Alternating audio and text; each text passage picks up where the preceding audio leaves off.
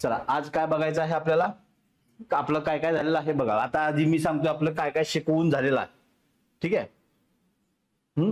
आणि काय उरलेलं आहे ते पण सांगतो. बघ आपलं काय काय शिकवून झालेलं आहे. सगळ्यात पहिल्यांदा राशी व मापन,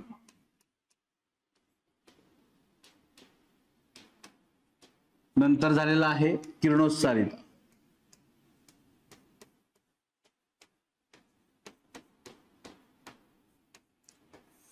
मग झालेला आहे ध्वनी, बरोबर. मग झालेला आहे विद्युतधारा, आणि आता आज आपण काय बघणार आहोत, चुंबकन, बरोबर. यस, आपण कसं चाललेलो आहोत, जे चॅप्टर्स आपल्याला परीक्षेसाठी आधी इम्पॉर्टंट आहेत, जे चॅप्टर्स आपल्याला परीक्षेसाठी इम्पॉर्टंट ते आधी आपण शिकणार आहोत, आणि मग आपले जे कमी इम्पॉर्टंट आहेत ते चॅप्टर आपण घेणार आहोत. म्हणजे फिजिक्स आपण आता संपवताना कसं संपवत आहोत, जे परीक्षेसाठी इम्पॉर्टंट आहेत ते आधी आपण संपवणार आहोत. आता यात जर उष्णता चॅप्टर ऍड केला आपण, उष्णता यात हा पुढच्या आठवड्यात संपेल उष्णता चॅप्टर, तर एवढ्या चॅप्टर वरती तुम्हाला 2 क्वेश्चन फिक्स मिळतात. फिजिक्सचे क्वेश्चन येणार किती, 3, त्यातले 2 क्वेश्चन तुम्हाला एवढ्या 6 चॅप्टर मध्ये फिक्स मिळतात. म्हणजे ते तुमचे 2 मार्क हातातले आहेत. येते का लक्षात? यस, त्या पद्धतीने तुम्हाला अभ्यास करायचा आहे. आपले लेक्चर्स तुम्हाला अवेलेबल आहेत. प्लेलिस्ट मध्ये गेलं तर सायन्सची प्लेलिस्ट आहे, त्यामध्ये तुम्ही व्यवस्थित रिपीटेडली बघू शकता लेक्चर्स. यस, का तर तुमची रिव्हिजन होईल. तुम्ही जर लेक्चर जरी नीट पूर्ण बघितले 2-3 वेळा तरी तुमचा अभ्यास बऱ्यापैकी कव्हर होईल. ठीक आहे, आपल्याला जायचं आहे पुढं. आज घ्यायचं आहे आपल्याला चुंबकत्व, मॅग्नेटिझम. यस, बघा सगळं क्लिअर दिसतंय का, आधी ते चेक करा. सगळ्या गोष्टी क्लिअर दिसणं गरजेचं आहे. आवाज क्लिअर येतोय का? ऑनलाईन जनता आवाज क्लिअर येत असेल तर, क्लिअर येतोय तर सांगा फक्त. ठीक आहे, बघा चुंबकत्व, मॅग्नेटिझम. मॅग्नेट आपण कशाला म्हणतो, चुंबकाला काय म्हणतो आपण, मॅग्नेट. मॅग्नेट का म्हणतो, तर मॅग्नेशिया या शहरात, मॅग्नेशिया शहरात मॅग्नेटाइट या धातूपासून, काय आहे मॅग्नेटाइट, हे काय आहे, खनिज आहे.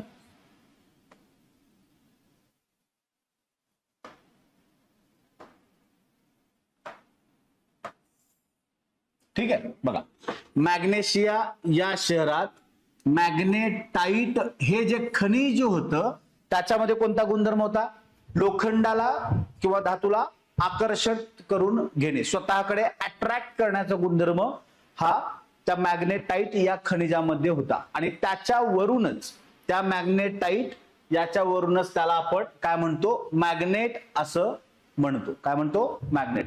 मॅग्नेटलाच आपण, मॅग्नेटाइटलाच दुसरी 2 नावं कोणती आहेत, एक आहे लोडस्टोन आणि एक लीडिंग स्टोन. एक आहे लीडिंग स्टोन. आणि हे मॅग्नेशिया शहर जे आहे हा तुमचा PYQ आहे सरळ सेवेचा, आणि मॅग्नेटाइट पण तुमचा सरळ सेवेचा PYQ आहे. येते का लक्षात? कंबाईनला हे काय तुम्हाला विचारणार नाही, पण तुम्हाला हा पार्ट सरळ सेवेला PYQ मध्ये आहे, सरळ सेवेला विचारलेला आहे. त्यामुळे लक्षात ठेवा की कोणत्या शहरात आपल्याला हा चुंबकाचा शोध लागलेला आहे आणि कोणत्या खनिजाला, लोखंडाला आकर्षून घेण्याची क्षमता आहे. मॅग्नेशिया शहर, मॅग्नेटाइट खनिज. यस, त्यालाच काय म्हणतो आपण, लोड स्टोन किंवा लीडिंग स्टोन, बरोबर. आणि या लोड स्टोनलाच नॅचरल मॅग्नेट, नैसर्गिक चुंबक असं म्हणतात. लोड स्टोनलाच काय म्हणतात, नैसर्गिक चुंबक असं म्हणतात. कृत्रिम चुंबक म्हणजे काय, समजा एखाद्या पदार्थाला चुंबक, विद्युत चुंबकीय क्षेत्रात जर आणलं किंवा त्यातून विद्युतधारा पास केली तर त्या पदार्थामध्ये चुंबकीय गुणधर्म निर्माण होतात.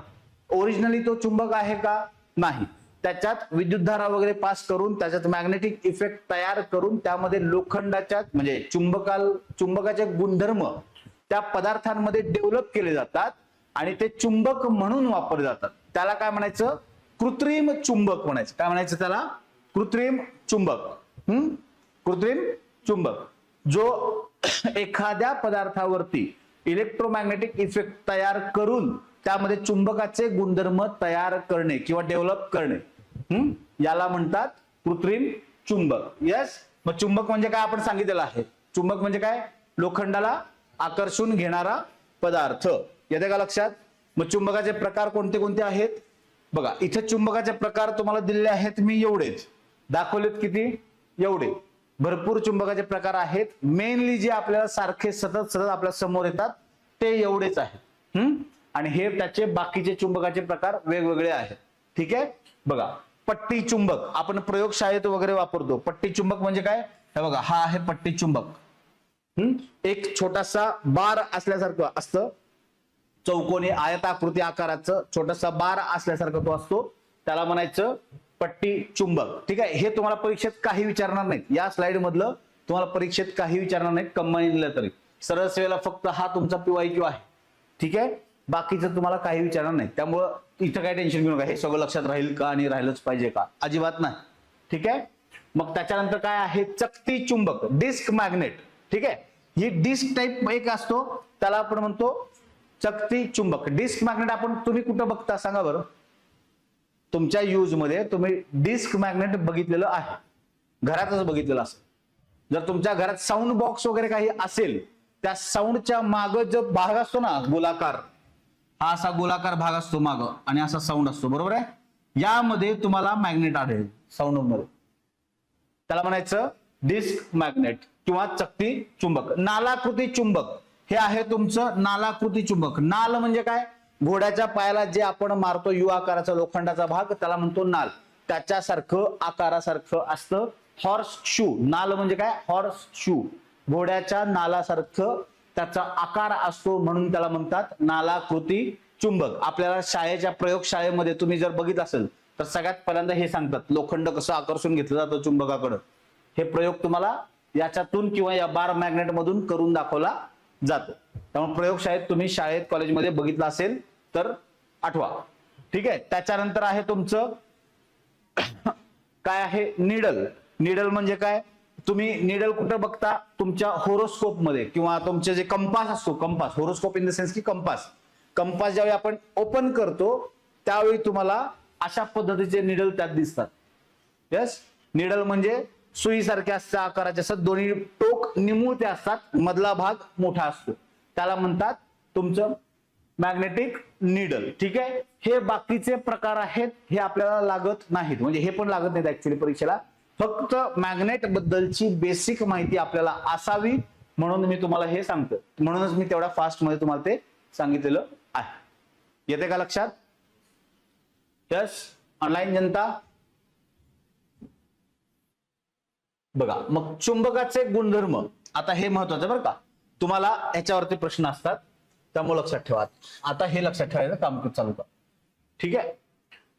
चुंबकाचे गुणधर्म. जेव्हा चुंबक तुम्ही समजा आता हा चुंबक आहे, हा चुंबक आहे असं कन्सिडर करा. हा पेन म्हणजे चुंबक आहे आणि याला जर मी टांगला, याला दोरी बांधली आणि असं जर टांगला तर चुंबक नेहमी उत्तर दक्षिण अवस्थेत स्थिर राहतं. चुंबक नेहमी कसं स्थिर राहतं?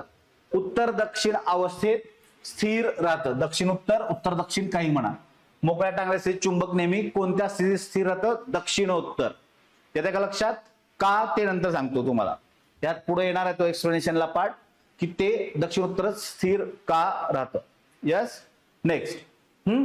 ज्यावेळी सजातीय चुंबकाला दोन ध्रुव असतात, तुम्ही चुंबकाला कितीही कट केलं तर त्याला नेहमी उत्तर आणि दक्षिण, नॉर्थ अँड साऊथ, हे दोन पोल्स कायम स्वरूपी चुंबकाला असतात. ते तुम्हाला वेगळे करता येत नाहीत. येते लक्षात? त्यामुळे दोन सजातीय ध्रुवांमध्ये म्हणजे नॉर्थ आणि नॉर्थ पोल असेल तर त्याच्यामध्ये प्रतिकर्षण असतं, म्हणजेच त्याच्यात रिपल्शन असतं. जेव्हा तुम्ही नॉर्थ आणि नॉर्थ या डायग्राम मध्ये दिसतंय बघा, इथं दिसतंय का बघा, इथं पण नॉर्थ आहे, इथं पण नॉर्थ आहे, म्हणजे हे उत्तर ध्रुव जर जवळ आले तर ते एकमेकांना दूर ढकलतात. म्हणून या चुंबकीय रेषा उलट्या गेलेल्या आहेत. दिसते का बघा, इकडं लांब लांब ढकलल्या आहेत, त्या एकमेकांकडे आकर्षित होत नाहीत. म्हणजे दोन सजातीय ध्रुवांमध्ये प्रतिकर्षण असते आणि दोन विजातीय म्हणजे दोन विरुद्ध ध्रुवांमध्ये आकर्षण असते, अट्रॅक्शन असते. बघा इथे दिसतंय का बघा, या लाईन्स आहेत बघा, दिसतंय. डायग्राम मध्ये मुद्दामच सांगतोय, डायग्राम पण मी स्लाइड मध्ये मुद्दाम ठेवतो कारण कन्सेप्ट तुमचा जेवढा क्लिअर होईल डायग्रामॅटिकली तेवढं तुम्हाला त्या गोष्टी लक्षात ठेवायला सोप्या जातात. पाठ करण्याची गरज पडत नाही. तुम्हाला या डायग्राम बरोबर आठवतात परीक्षेत. तुम्ही फक्त ते नीट लक्षात ठेवायचं काम करा, तुम्हाला त्या गोष्टी आठवतील. यस, कोण कोण आहे? श्रद्धा, सिद्धू, रोशन. यस, चलो. मग दोन सजातीय ध्रुवांमध्ये प्रतिकर्षण रिपल्शन असते, दोन विजातीय ध्रुवांमध्ये आकर्षण म्हणजे अट्रॅक्शन असते. यस, आपण हा पॉइंट आधीच सांगितलाय. चुंबकाचे दोन ध्रुव एकमेकांपासून कधीही वेगळे करता येत नाहीत. आणि हे पूर्ण सगळे तुमचे पीवायक्यू साठी मल्टीलायनर मध्ये वापरलेले पॉइंट्स आहेत. यस, हा पॉइंट आणि हा पॉइंट एकत्र करून मल्टीलायनर क्वेश्चन तयार केलेला आहे बघा. आता हा पॉइंट पण मी सांगतो. चुंबकीय क्षेत्र म्हणजे काय? एखाद्या चुंबकाचा, आता हे चुंबक आहे, याच्या भोवती जिथपर्यंत त्याचा प्रभाव आहे, या चुंबकाचा प्रभाव त्याच्या भोवती जिथपर्यंत आहे त्या क्षेत्राला म्हणतात चुंबकीय क्षेत्र, मॅग्नेटिक फील्ड. आता इथं जर तुम्ही बघितलं तर इथं कसं असेल? हे चुंबकीय क्षेत्र असेल. या रेषा म्हणजे काय आहेत? चुंबकीय रेषा आहेत, ते चुंबकीय क्षेत्र दाखवतात. यस, कळतंय का बघा? एखाद्या चुंबकाचा प्रभाव त्याच्या अवतीभोवती जिथपर्यंत असतो त्याला म्हणतात चुंबकीय क्षेत्र. आणि या ज्या रेषा आहेत यांना म्हणतात चुंबकीय बल रेषा. चुंबकीय बल रेषा येते का लक्षात? बघा, मॅग्नेटिक फील्ड लाईन्स असं त्याला आपण म्हणतो.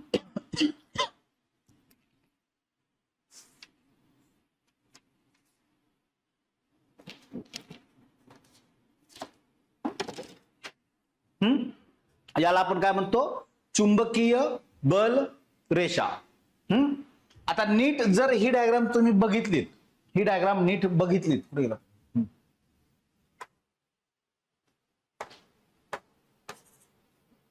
दिसतंय, ठीक आहे.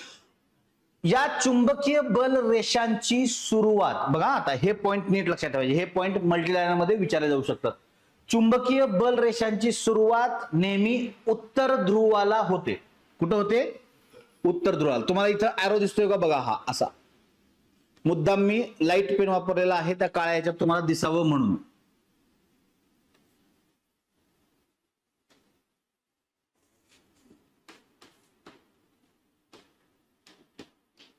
ठीक आहे. हे एरो तुम्हाला दिसत का? बघा, बाण जे दाखवले आहेत ते उत्तर ध्रुवापासून निघतात. म्हणजे चुंबकीय बल रेषांची सुरुवात नेहमी उत्तर ध्रुवापासून होते आणि त्यांचा शेवट नेहमी दक्षिण ध्रुवाला होतो. कुठे होतो? दक्षिण ध्रुवाला होतो. येतं का लक्षात? बघा, चुंबकीय बल रेषांची सुरुवात नेहमी उत्तर ध्रुवाला होते आणि शेवट नेहमी दक्षिण ध्रुवाला होतो. यस, आता जर हे तुम्ही नीट बघितलं तर तुम्हाला कळेल या रेषा एकमेकांना समांतर आहेत. समांतर आहेत म्हणजेच काय? त्या रेषा एकमेकांना छेदत नाहीत. Magnetic lines never intercept each other, हे इंग्लिश मध्ये आहे. ठीक आहे. या ज्या चुंबकीय बल रेषा आहेत त्या नेहमी एकमेकींना समांतर असतात आणि परस्परांना कधीही छेदत नाहीत. घेतलं लक्षात? बघा, नेक्स्ट पॉइंट तुम्हाला एक कळते का? बघा, इथं जिथून सुरुवात आहे ध्रुवाच्या जवळ, ध्रुवाच्या जवळ चुंबकीय बल रेषांची घनता अधिक असते आणि चुंबकीय क्षेत्रात त्यांची घनता विरळ होत जाते किंवा कमी होत जाते. जवळजवळ आल्यानंतर त्या घनता वाढते आणि चुंबकीय क्षेत्रामध्ये त्यांची घनता कमी असते. कळतंय का पॉइंट? येतो का लक्षात? बघा पॉइंट.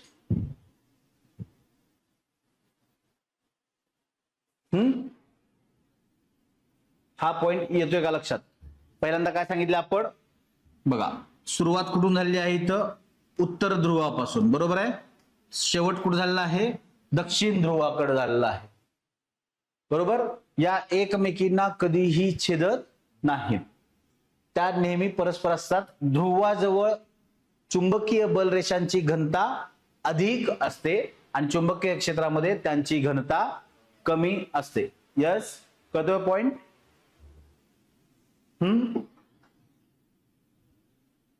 मग चुंबकीय क्षेत्र सर्वात जास्त प्रभावी कुठं असतं? इथं ध्रुवाजवळ चुंबकीय क्षेत्र अतिशय प्रभावी असतं. यस. आणि जिथपर्यंत हे क्षेत्र आहे, या लाईन्स जिथपर्यंत आहेत त्याला म्हणतात चुंबकीय क्षेत्र. कळतंय? कळतंय? इथून तुम्हाला एक कळेल की बलरेषा सुद्धा एकमेकांना रिपेल करतात, म्हणजे प्रतिकर्षण त्यांच्यात असल्यामुळं त्या दूर ढकलल्या जातात आणि इथं ते एकमेकांकडे अट्रॅक्ट होतात. का तर ऑपोजिट पोल्स आहेत, विरुद्ध ध्रुव आहेत, त्यामुळे त्या एकमेकांकडे आकर्षल्या जातात. आणि हे जे पॉइंट्स मी आता या डायग्रामवर सांगितले ते आणि हे 3 पॉइंट हे एकत्र करून तुमचा PYQ आहे मल्टीलायनर क्वेश्चन मध्ये. ठीक आहे, लक्षात ठेवा. ही डायग्राम तुम्ही जर नीट लक्षात ठेवली तर तुम्हाला चुंबकीय बलरेषांबद्दलचे क्वेश्चन सगळेच्या सगळे सॉल्व्ह होतात. फक्त तुम्हाला ती डायग्राम लक्षात ठेवायची आहे. यस, कळतंय? नेक्स्ट,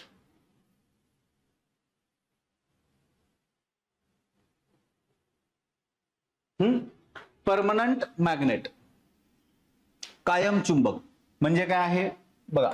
चुंबकाचा प्रकार आहे, एक कृत्रिम चुंबक आपण म्हटलेला आहे आणि एक आहे आता कायम चुंबक. एखाद्या पदार्थामध्ये जर चुंबकाचे गुणधर्म आपण डेव्हलप केले आणि त्याच्यात जर ते कायमस्वरूपी तयार होत असतील, वेगवेगळ्या संमिश्रांचा वापर करून जर आपण एखादा चुंबक तयार करून त्यात कायमस्वरूपी गुणधर्म अस्तित्वात राहत असतील आणि तो चुंबकाचे गुणधर्म दाखवत असेल तर त्याला आपण काय म्हणतो? परमनंट मॅग्नेट, कायम चुंबक असे म्हणतो. मग त्यासाठी आपण काय वापरतो? कठीण धातूंची संमिश्रे, कठीण धातू वापरतो. जे सगळ्यात जास्त धातू कठीण स्वरूपात आहेत, सॉलिड स्टेट मध्ये खूप स्ट्रॉंग आहेत, ते धातू, तसंच काही संमिश्रे वापरून आपण काय केलेलं असतं? कायम चुंबक वापरण्यासाठी त्यांचा वापर केला जातो. मग अशी उदाहरणं काय काय आहेत? पोलाद आहे, क्रोमियम स्टील आहे, कोबाल्ट स्टील आहे, टंगस्टन स्टील आहे, निपर मॅग आहे आणि अल्निको आहे. ठीक आहे. आता जर हे नीट बघितलं तुम्ही तर स्टील जे आहेत या 3 ह्याच्यात तुम्हाला स्टील दिसते, बरोबर? Chromium steel, cobalt steel, tungsten steel. ठीक आहे. याच्यामध्ये कॉमन काय? लोह आणि कार्बन. आणि जे नाव स्टील साठी दिलेलं आहे ते नाव म्हणजे तुमचा तिसरा धातू आहे किंवा संमिश्र आहे. कळतंय का बघा? म्हणजे स्टील मध्ये काय आहे? लोह आणि कार्बन. आणि क्रोमियम स्टील म्हटल्यानंतर त्यात काय ऍड केलंय? लोह, कार्बन, क्रोमियम. टंगस्टन स्टीलला काय केलंय? लोह, कार्बन, टंगस्टन. कोबाल्ट स्टीलला काय ऍड केलेलं आहे? लोह, कार्बन आणि कोबाल्ट. त्यामुळे लक्षात ठेवताना तुम्हाला काय ठेवायचंय? स्टील, लोह, कार्बन, क्रोमियम. यस. त्याच्यानंतर निपर मॅग हे संमिश्र आहे, हा तुमचा PYQ आहे. त्यात काय काय वापरलेलं आहे? लोह, निकेल, अल्युमिनियम आणि टिटॅनियम. काय वापरलेलं आहे? लोह, अल्युमिनियम, निकेल आणि टिटॅनियम हे कशात वापरलेले आहेत? निपर मॅग मध्ये. हा तुमचा PYQ आहे. आणि अल्निको सुद्धा तुमचा सरळ सेवेचा PYQ आहे. त्यामध्ये काय आहे? Aluminium, nickel, cobalt.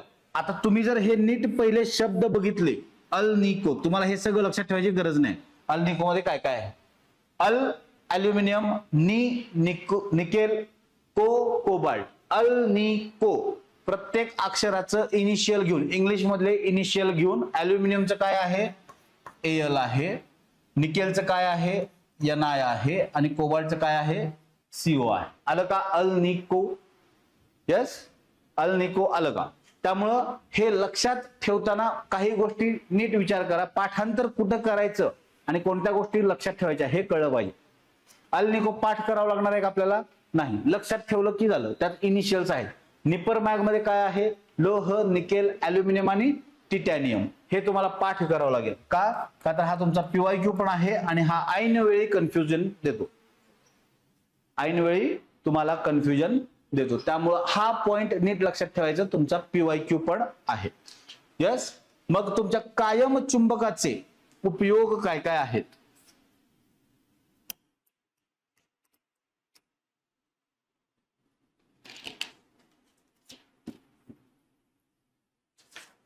कायम चुंबकाचे उपयोग काय काय आहेत?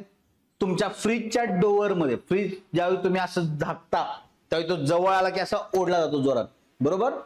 त्यात काय आहे? मॅग्नेट आहे, परमनंट मॅग्नेट आहे. तुमची घड्याळ जी आहेत त्यात मॅग्नेट आहे. तुमचं मायक्रोफोन जो आहे त्यात मॅग्नेट आहे. यस, तुमच्या लाऊड स्पीकर मध्ये मॅग्नेट आहे. कळतंय का? तुम्ही जे इयरबड्स किंवा मायक्रोफोन जे वापरता त्यातही तुमचं परमनंट मॅग्नेट आहे, बरोबर? यस, कळतंय? यस. त्याच्यानंतर काय? ॲमीटर, व्होल्टमीटर, स्पीडोमीटर, गॅल्व्हनोमीटर हे जे इन्स्ट्रुमेंट आहेत हे कशासाठी वापरतात? करंट, व्होल्टेज, करंट वाहतोय की नाही सर्किटमध्ये हे मोजण्यासाठीची ही काय आहेत? उपकरणं आहेत. आणि त्या सगळ्यांमध्ये चुंबक अस्तित्वात असते, त्याशिवाय ते काम करत नाहीत. येतं लक्षात? या ठिकाणी कायम चुंबकाचा उपयोग होतो. लक्षात राहू दे. त्याच्यानंतर चुंबकाचं वर्गीकरण काय केलंय बघा.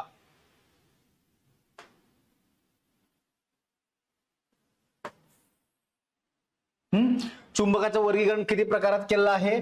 3 प्रकारात केलं आहे. एक आहे प्रतिचुंबकीय पदार्थ, डायमॅग्नेटिक मटेरियल, अणुचुंबकीय पदार्थ, पॅरामॅग्नेटिक मटेरियल, आणि लोहचुंबकीय पदार्थ, फेरोमॅग्नेटिक मटेरियल. काय सांगितलेलं आहे? Ferromagnetic material. मग प्रतिचुंबकीय पदार्थ म्हणजे काय? जे पदार्थ चुंबकाद्वारे कमी प्रमाणात आकर्षित होतात. काय आहे? चुंबकाकडून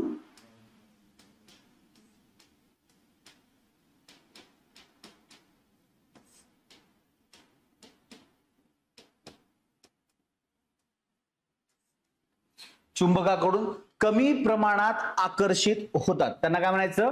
प्रतिचुंबकीय, डायमॅग्नेटिक मटेरियल्स, डायमॅग्नेटिक एलिमेंट्स असंही तुम्ही त्यांना म्हणू शकता. यस. मग चुंबकाप्रती त्यांचे काय आहे? चुंबकीय संवेदनशीलता यांची कशी असते? ऋण असते. चुंबकीय संवेदनशीलता काय असते? ऋण असते.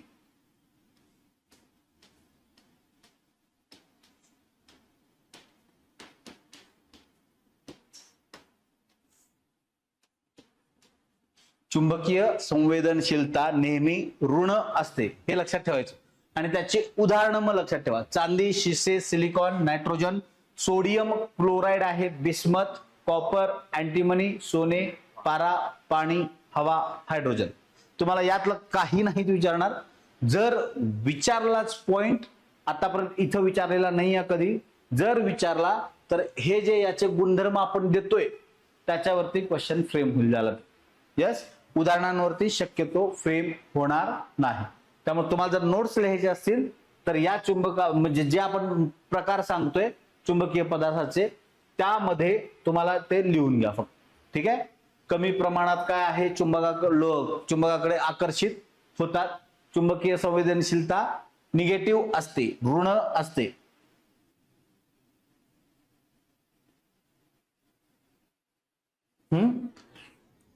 चुंबकाद्वारे कमी प्रमाणात काय आहे? प्रतिचुंबकीय काय म्हटलं मी? चुंबकीय कमी प्रमाणात प्रतिकर्षित होतात. करा प्रतिकर्षित, आकर्षित नाही.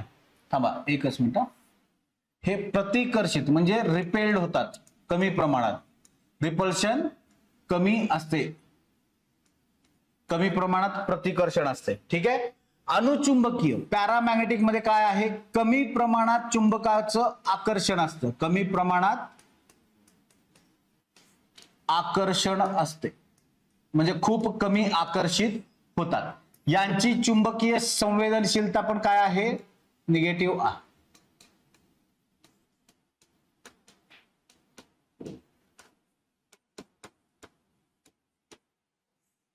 यस, येते का लक्षात? बघा, कमी प्रमाणात आहे. यांची चुंबकीय संवेदनशीलता अतिशय कमी असून काय असते? धन असते, खूप कमी. यस, प्रतिचुंबकीय पदार्थांचं कमी प्रमाणात प्रतिकर्षण असतं चुंबकीय पदार्थांकडे, प्लस चुंबकीय संवेदनशीलता निगेटिव्ह असते. अणुचुंबकीय पॅरामॅग्नेटिक मटेरियल मध्ये काय असतं? खूप कमी प्रमाणात आकर्षण असतं आणि चुंबकीय संवेदनशीलता खूप कमी असून काय असते? धन असते. ठीक आहे. आणि मग हे फेरोमॅग्नेटिक लोह चुंबकीय पदार्थ मग काय आहे? आकर्षण खूप, जास्त प्रमाणात असतं आणि चुंबकीय संवेदनशीलता धन असून खूप जास्त प्रमाणात असते. चुंबकीय संवेदनशीलता खूप जास्त असते. धन प्रमाणात असून खूप जास्त असते. आणि त्याची उदाहरणं काय आहेत तेही लक्षात ठेवायचं आहे. उदाहरणं काय काय आहेत आपल्याला?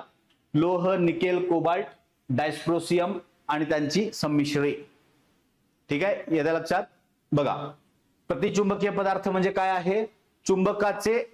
चुंबकाद्वारे जे काही आहे, चुंबकाद्वारे कमी प्रमाणात प्रतिकर्षण होते, कमी प्रमाणात दूर ढकलले जातात, खूप कमी प्रमाणात. चुंबकीय संवेदनशीलता कशी असते? निगेटिव्ह असते. हे दोनच पॉइंट लक्षात ठेवायचे आहेत. ठीक आहे. त्याच्यानंतर अणुचुंबकीय पदार्थ म्हणजे काय आहे? खूप कमी प्रमाणात आकर्षण असते, आकर्षित होतात. आकर्षित होतात म्हणजे काय? अट्रॅक्ट होतात खूप कमी प्रमाणात. चुंबकीय संवेदनशीलता खूप कमी असून धन असते, खूप कमी प्रमाणात असून धन असते. फेरोमॅग्नेटिक चुंबकीय पदार्थांचं काय आहे? खूप मोठ्या प्रमाणात आकर्षित होतात आणि चुंबकीय संवेदनशीलता नेहमी धन असते. येते का लक्षात इथपर्यंत? येस. बघा, हे चुंबकाचे प्रकार आहेत, तुम्हाला लक्षात येते का? बघा, आता बघा, मी ज्यावेळी तुम्हाला म्हणलं होतं मगाशी की आपलं जे चुंबक आपण हवेत टांगतो त्यावेळी तो दक्षिणोत्तर स्थिर राहतो. आता का राहतो त्याचं एक्सप्लेनेशन या डायग्राम मध्ये. येस. आता काय आहे नेक्स्ट पॉइंट? Curie temperature. बरोबर आहे का?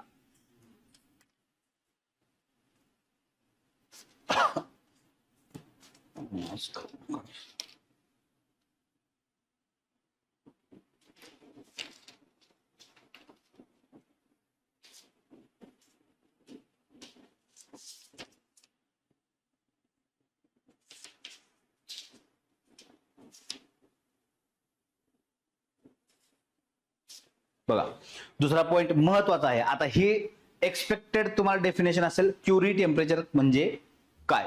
जर लोहचुंबकीय पदार्थांना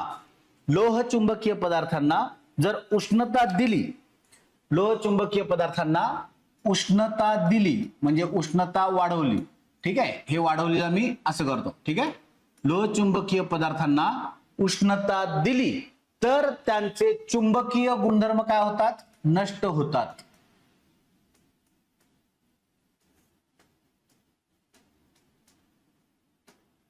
चुंबकीय गुणधर्म काय होतात? कमी होतात किंवा पूर्ण नष्ट होतात. ज्या तापमानाला, जे तापमान वाढवत गेल्यानंतर ज्या तापमानाला त्या पदार्थाचे चुंबकीय गुणधर्म पूर्णपणे संपतात किंवा पूर्णपणे नष्ट होतात, त्या तापमानाला आपण म्हणतो क्युरी तापमान. कळते? उष्णता वाढवली. ज्यावेळी आपण उष्णता वाढवतो त्यावेळी चुंबकीय पदार्थांचा चुंबकीय गुणधर्म कमी कमी होत जातो आणि ज्या तापमानाला चुंबकीय गुणधर्म पूर्णपणे नाहीसा होतो त्या तापमानाला काय म्हणतो आपण? क्युरी टेम्परेचर किंवा क्युरी तापमान असं म्हणतो. कळतंय का? बघा, उष्णता वाढवली, चुंबकीय गुणधर्म कमी झालेला आहे. म्हणजे तापमान वाढवल्यावर काय होतं? चुंबकीय गुणधर्म कमी होतो. म्हणजेच तापमान आणि चुंबकीय गुणधर्म हे एकमेकांशी व्यस्त प्रमाणात आहेत का?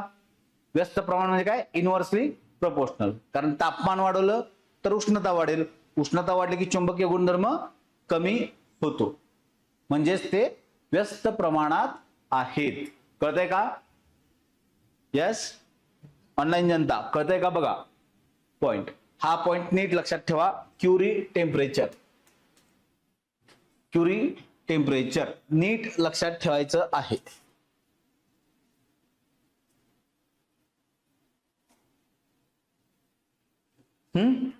आता नीट बघा. आता ही पृथ्वीची डायग्राम दिसते तुम्हाला. पृथ्वी एक चुंबक. आता हे जे आहे आपलं चुंबक दक्षिणोत्तर नेहमी स्थिर का राहतं त्याचं हे रिझन आहे. ठीक आहे. आता जर आपण इथं नीट बघितलं, ही पृथ्वी आहे, याच्या भोवती त्याचं अस्तित्व आहे. हा पृथ्वीचा काय आहे? भौगोलिक उत्तर ध्रुव आहे. काय आहे? भौगोलिक उत्तर ध्रुव. आणि इथं काय आहे? पृथ्वीचा भौगोलिक दक्षिण ध्रुव आहे. घेतलं लक्षात? भौगोलिक उत्तर ध्रुव आणि भौगोलिक दक्षिण ध्रुव. पृथ्वीला स्वतःची मॅग्नेटिक फील्ड असते, पृथ्वीला स्वतःची, कारण त्यात मध्ये कोअर मध्ये गाभ्यामध्ये जे काही द्रव वगैरे पदार्थ आहेत त्यामुळे पृथ्वीला स्वतःची एक मॅग्नेटिक फील्ड तयार झालेली असते. आणि त्या मॅग्नेटिक फील्ड मध्ये जिथं पृथ्वीचा उत्तर ध्रुव आहे तिथं पृथ्वीचा चुंबकीयरित्या कुठला गुणधर्म आहे? आपलं चुंबक काय आहे? दक्षिण उत्तर स्थिर होतं, बरोबर आहे.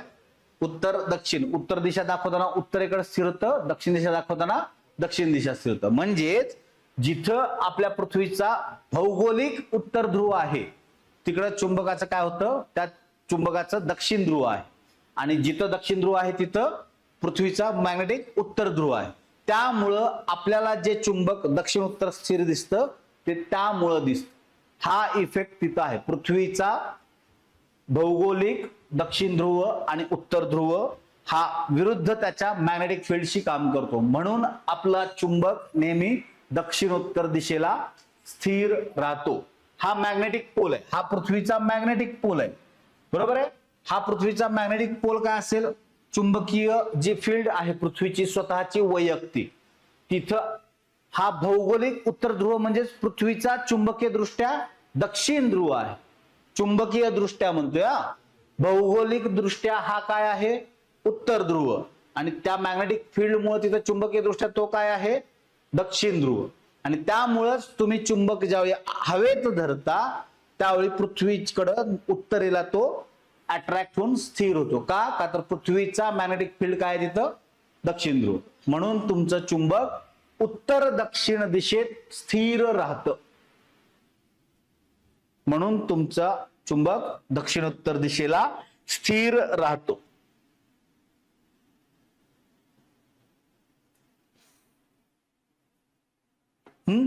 येतं लक्षात? फक्त डायग्राम लक्षात ठेवा, तुम्हाला सगळं लक्षात राहील. पाठ करत बसायचं गरज नाही.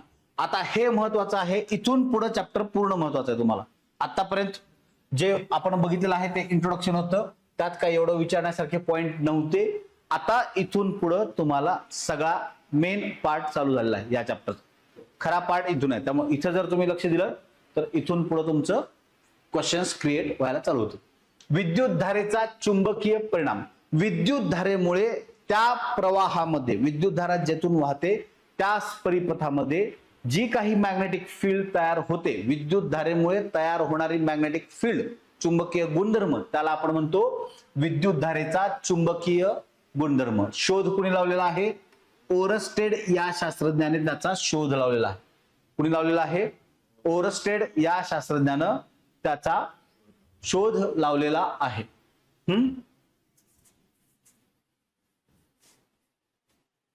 ठीक आहे. मग बघा, जेव्हा तुमच्या एखाद्या सर्किट मध्ये, हे सर्किट आहे इथं दिसते बघा, इथं बॅटरी आहे, यस, इथं स्विच आहे आणि इथून करंट पास होतोय, हा पॉझिटिव्ह टू निगेटिव्ह दिसतोय का? बघा, यस. या परिपथात जेव्हा मॅग्नेटिक फील्ड तयार होते करंट मुळे, आणि तिथं जर आपण एखादी मॅग्नेटिक निडल जर आणली, मॅग्नेटिक निडल, चुंबक सूची त्याला आपण म्हणतो, जर मॅग्नेटिक निडल आणली तर काय होईल? याच्यामुळं मॅग्नेटिक फील्ड जी तयार होती त्यामुळे या चुंबक सूचीचं डिफ्लेक्शन, इकडे इकडे काहीतरी हलेल ती अशी अशी किंवा अशी अशी, तर हे डिफ्लेक्शन म्हणजेच विचलन घडून येते. काय होतं? विचलन घडून येते. कशामुळं? यातून जो करंट फ्लो होतोय, यातून करंट जो पास होतोय, प्रवाहित होतोय, या करंट मुळे ही मॅग्नेटिक सूची जी आहे, मॅग्नेटिक निडल जी आहे ती डिफ्लेक्ट होते आजूबाजूला. यस. मग कोणत्या दिशेला करंट वाहत असताना मॅग्नेटिक सूची कोणत्या दिशेला वळेल हे जो नियम सांगतो त्याला आपण काय म्हणतो? Snow rule. काय म्हणतो? Snow rule. त्याला काय म्हणतो आपण? Snow rule. यस.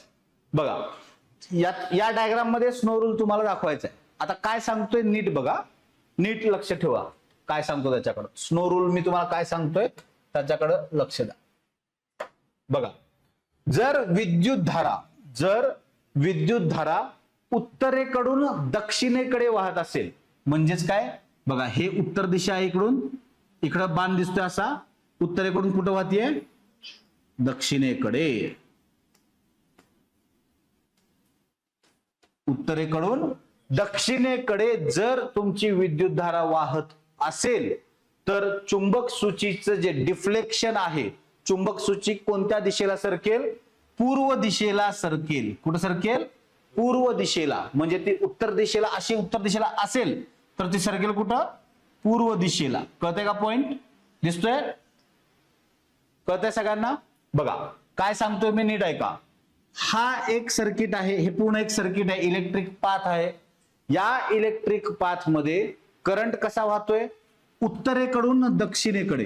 करंट कसा वाहतोय, उत्तरेकडून दक्षिणेकडे, नॉर्थ टू साऊथ. आणि याच्यामध्ये जर आपण मॅग्नेटिक निडल आणली तर ती कोणत्या दिशेला डिफ्लेक्ट होईल किंवा विचलित होईल, पूर्व दिशेला. या दिशेला, घड्याळाच्या काट्याच्या दिशेने. पूर्व दिशेला म्हणजे काय, घड्याळाच्या काट्याच्या दिशेने डिफ्लेक्ट होईल.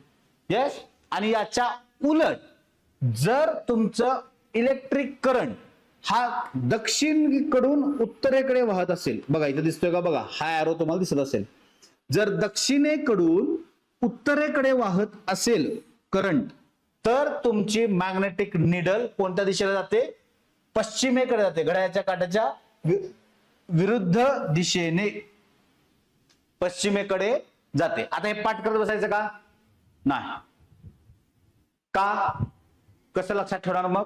आता नीट बघा काय सांग, इथं काय सांगितलं मी, जर सर्किट मध्ये इलेक्ट्रिक करंट उत्तरेकडून दक्षिणेकडे वाहत असेल तर तुमची मॅग्नेटिक निडल कुठल्या दिशेला जाते, पूर्व दिशेला जाते. बरोबर. आणि जर तुमच्या सर्किट मधला करंट हा दक्षिणेकडून उत्तरेकडे जात असेल, साऊथ टू नॉर्थ जात असेल, तर तुमची मॅग्नेटिक निडल पश्चिमेकडे सरकते, पश्चिमेकडे डिफ्लेक्ट होते, विचलित होते. येते लक्षात.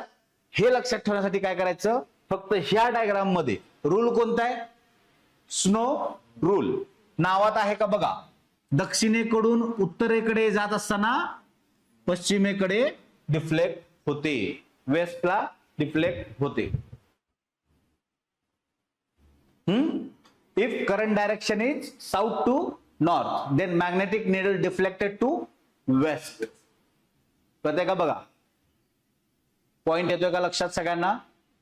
स्नो मध्ये नावातच आहे स्नो रूल, पाठ करायची गरज आहे का, नाही, नावातच आहे डायरेक्शन काय आहे. जर तुमच्या करंटची डायरेक्शन दक्षिणेकडून उत्तरेकडे असेल तर तेव्हा तुमची मॅग्नेटिक निडल पश्चिमेकडे डिफ्लेक्ट होईल किंवा विचलित होईल. नावातच आहे. कळते का बघा, पाठांतर करायची गरज आहे का, नाही. यस. त्यामुळं सायन्स पाठ करायचं नाही, तुम्हाला गोष्टी लक्षात ठेवायच्या. जेवढ्या गोष्टी तुम्ही लक्षात ठेवाल तेवढ्या गोष्टी तुम्हाला त्या सोप्या पडतील समजण्यासाठी. कळते का.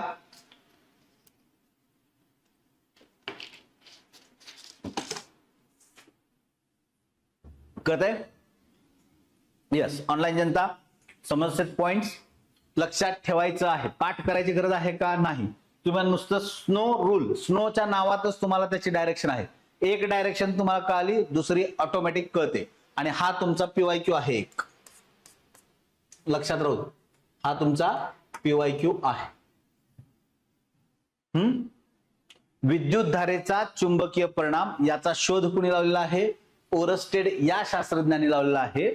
आणि जेव्हा या परिपथातून निर्माण होणाऱ्या चुंबकीय क्षेत्रामुळे जे काही चुंबक सूचीचं म्हणजे मॅग्नेटिक निडलचं विचलन, डिफ्लेक्शन घडून येतं, ते दाखवण्यासाठी कोणता रूल वापरतात, स्नो रूल.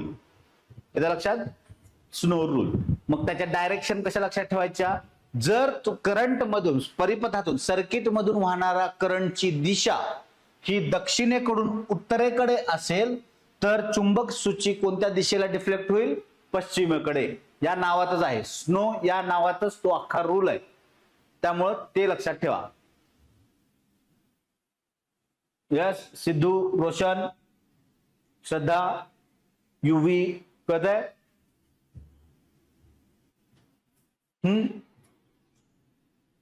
बघा. आणि दुसरा पॉइंट काय आहे, जर इलेक्ट्रिक सर्किट मध्ये करंट हा उत्तरेकडून दक्षिणेकडे वाहत असेल तर मॅग्नेटिक निडल पूर्वेकडे विचलित होते. हा तुमचा नियम आहे. नेक्स्ट, मी तुम्हाला मुद्दाम डायग्राम समजावून सांगतोय बरं का. डायग्राम का सांगतोय, तुम्हाला सायन्स सोपं लक्षात राहावं, सोप्या पद्धतीनं पाठ करण्याची गरज पडू नये म्हणून मी तुम्हाला ते डायग्रामॅटिकली समजावून सांगतोय.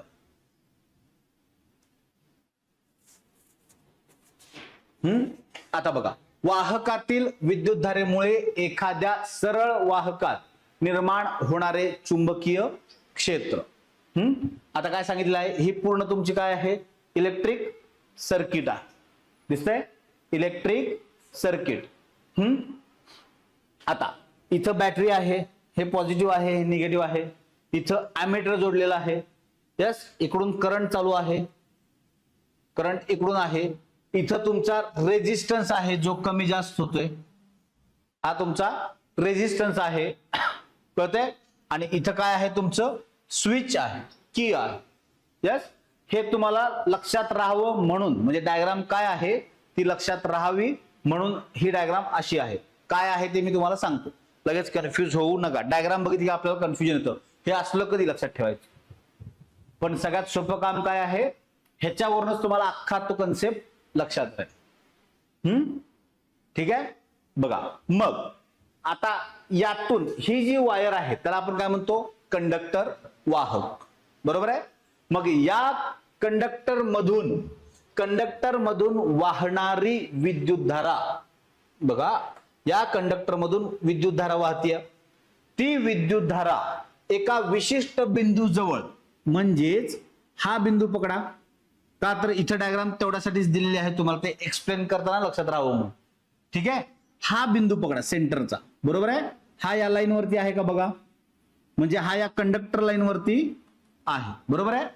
म्हणजेच वाहकातून वाहणारी विद्युतधारा जेव्हा एखाद्या विशिष्ट बिंदू जवळ चुंबकीय क्षेत्र निर्माण होते, यस, तर हे जे तयार होणारं चुंबकीय क्षेत्र आहे ते एकूण वाहणारी जी विद्युतधारा आहे, या परिपथातून वाहणारी एकूण विद्युतधारा जी आहे तिच्याशी समानुपाती असते. म्हणजे काय, विशिष्ट बिंदूजवळ निर्माण होणारे चुंबकीय क्षेत्र हे त्या वाहकातून वाहणाऱ्या विद्युतधारेशी समानुपाती म्हणजे डायरेक्टली प्रोपोर्शनल असते. कळतंय? डायग्राम काली ही, म्हणजेच हा जो पॉइंट आपण कन्सिडर केलाय, या पॉइंटला काय होतंय, चुंबकीय क्षेत्र तयार होत. ठीक आहे. या ज्या लाईन्स दिसतात तुम्हाला बाजूला, बघा आता या लाईन्स तुम्हाला दिसत असतील डॉटेड, या लाईन्स म्हणजे काय आहे, मॅग्नेटिक फील्ड आहे, चुंबकीय क्षेत्र आहे. कळतंय? हे चुंबकीय क्षेत्र कशाच्या भोवती तयार झालंय, या बिंदूच्या भोवती तयार झालंय, या पॉइंटच्या भोवती तयार झालेलं आहे. आणि या बिंदूच्या भोवती हे जे चुंबकीय क्षेत्र तयार होत आहे ते नेहमी या वाहकातून वाहणाऱ्या विद्युतधारेशी समानुपाती असते, डायरेक्टली प्रोपोर्शनल असते. कळला का पॉइंट?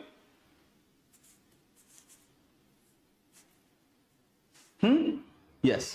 बघा, मग हे जे चुंबकीय क्षेत्र आहे हे सगळ्यात जास्त स्ट्रॉंग कुठं असेल, या पॉइंटच्या जवळ, बरोबर आहे का, या पॉइंटच्या जवळ ते स्ट्रॉंग असेल. जसजसं या पॉइंट पासून हे अंतर वाढत जाईल,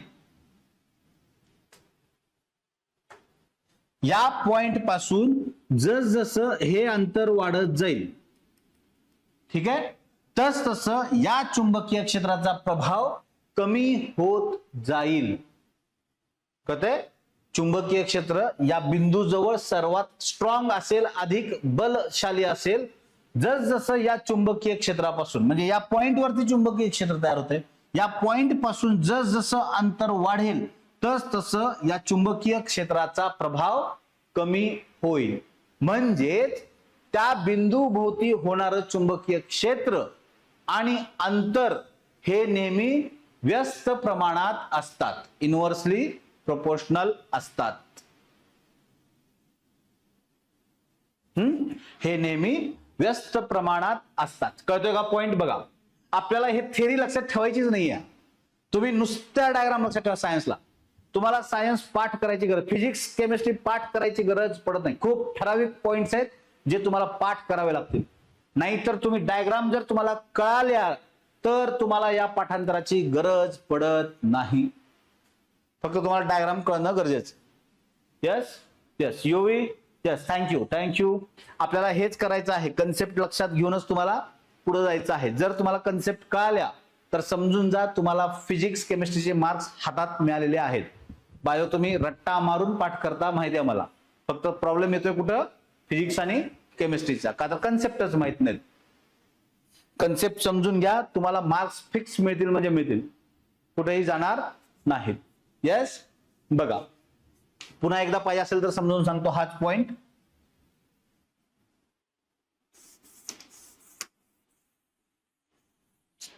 यस, बघा आता काय सांगतोय आपण. हे पूर्ण करंट आहे, हे सर्किट आहे. या सर्किट मधून हे जे ॲरो आहेत, हे जे ॲरो आपण दाखवले आहेत ते आहेत डायरेक्शन ऑफ करंट. करंटची डायरेक्शन दाखवतो आपण, कोणत्या दिशेने करंट पास होतो. कारण इथं पॉझिटिव्ह आहे, इथं निगेटिव्ह आहे, बरोबर आहे. विद्युत धारेची संकेतमान्य दिशा कोणती आहे? Positive to negative. यस, त्यामुळं ही डायरेक्शन आहे, बरोबर. म्हणजेच ही वायर म्हणजे काय आहे? कंडक्टर आहे, वाहक आहे. जेव्हा या विद्युत धारेमुळं या वाहकातील या पॉइंट जवळ, हा पॉइंट पकडला, या पॉइंट जवळ जे ही चुंबकीय क्षेत्र तयार होईल, या डॉटेड लाईन्स म्हणजे काय आहेत? चुंबकीय क्षेत्र आहे. कळतंय का? बघा, चुंबकीय क्षेत्र आहे. या पॉइंटला जे काही चुंबकीय क्षेत्र तयार होईल, मॅग्नेटिक फील्ड तयार होईल, ती नेहमी या वाहकातून जी करंट वाहतोय, या वाहकातून वाहणाऱ्या विद्युत धारेला समानुपाती म्हणजे काय आहे? डायरेक्टली प्रोपोर्शनल, बरोबर. मग तुम्ही काय लक्षात ठेवायचं? फक्त बिंदूवर तयार होणारे चुंबकीय क्षेत्र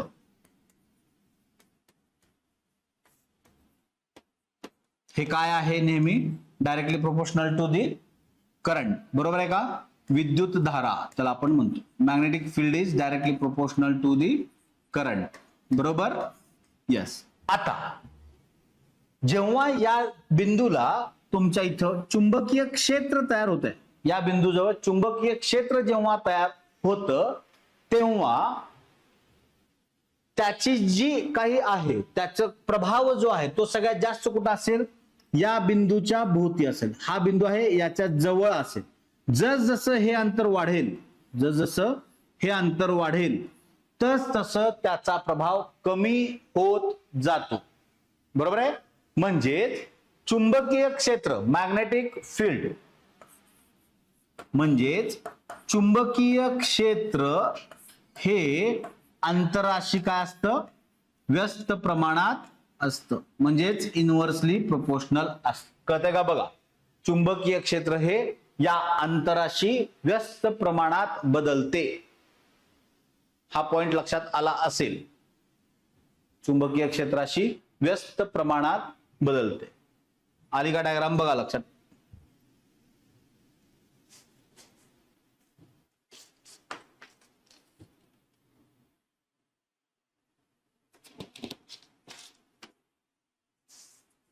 कळतंय?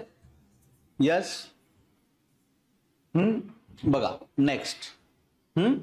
आता इथपर्यंत आलाय वाहकातील विद्युतधारेमुळे होणारे चुंबकीय क्षेत्र. आता या ज्या चुंबकीय क्षेत्राची दिशा आहे, हा इम्पॉर्टंट पॉइंट आहे बरं का परीक्षा दृष्टीने.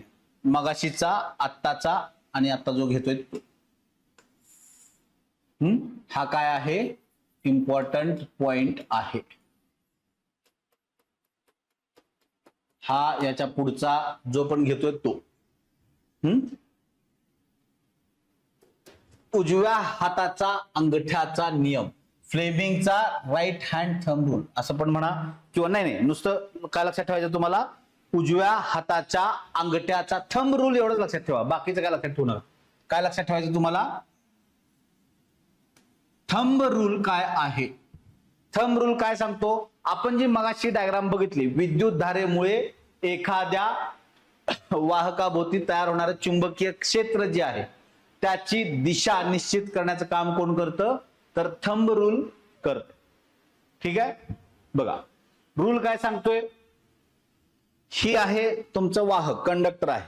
ठीक आहे, हा एक कंडक्टर आहे, दिसतोय का बघा, असं ठेवतो मी, दिसेल तुम्हाला ह्याचं. हा आहे तुमचा कंडक्टर. यस, इकडून कंडक्टर असा आहे, दिसतोय.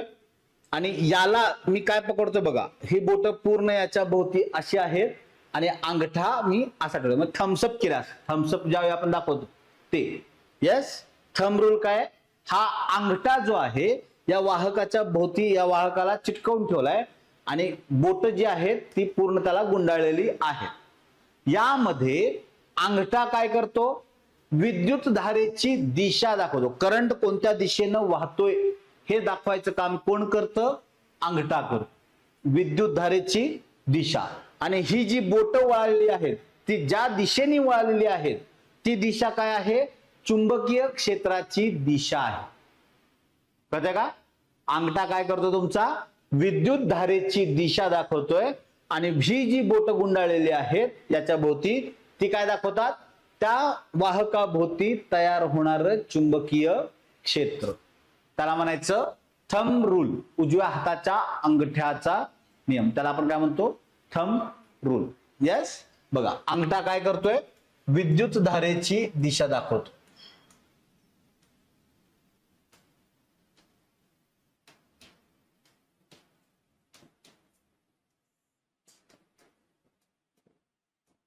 आणि ही जी बोट आहेत बघा, ही अशी गुंडाळलेली आहेत का बघा,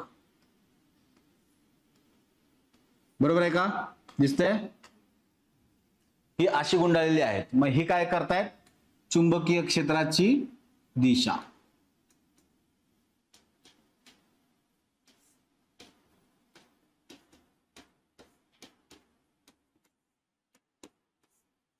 कळतंय का, यस, कळतंय सगळ्यांना. सिद्धू, युवी, रोशन, श्रद्धा, जे पण ऑनलाईन जनता आहे सगळ्यांना कळतंय का.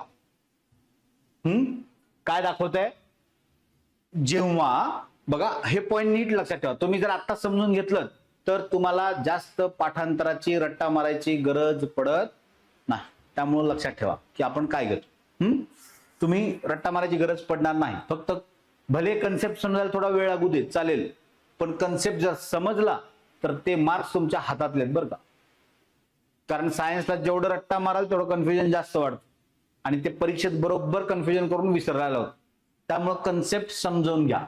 काय सांगतोय थंब रूल, हा एक कंडक्टर आहे, यातून विद्युतधारा वाहतीये. ठीक आहे, याला आपण असं पकडतोय. ठीक आहे, काय करतोय, याला ही बोट याला गुंडाळतोय आणि अंगठा याला असा पकडतोय आपण.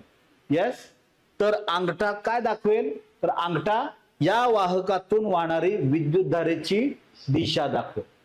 काय दाखवेल, विद्युतधारेची दिशा.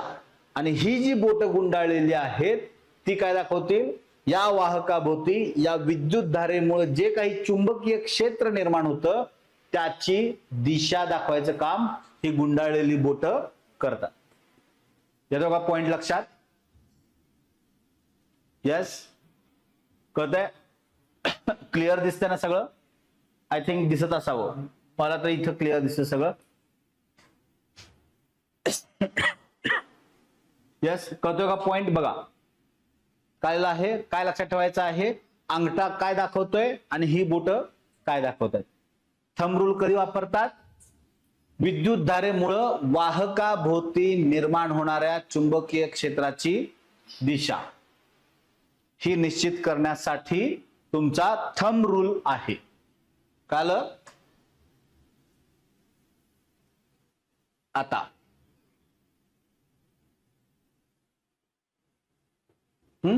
वर्तुळाकार तारेमधून वाहणाऱ्या विद्युतधारेचे चुंबकीय क्षेत्र.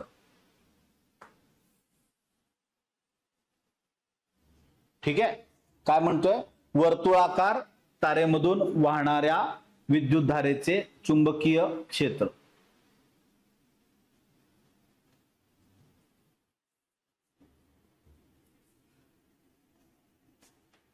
बघा, हे तुम्हाला पहिल्यांदा सर्किट दिलेलं आहे. ठीक आहे, हे तुम्हाला काय दाखवलंय? सर्किट दाखवलंय. हा जो रॉड दिसतोय, हा रॉड दिसतोय का एखादा? हा पूर्ण रॉड आहे, बरोबर आहे, दिसतोय. आणि याच्या भोवती ही तार गुंडाळलेली आहे, दिसते का? बघा,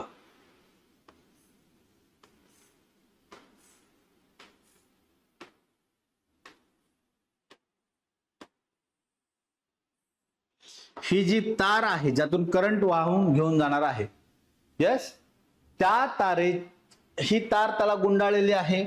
इथं स्विच आहे, इथं बॅटरी जोडलेली आहे. हे बेसिक कनेक्शन आहे.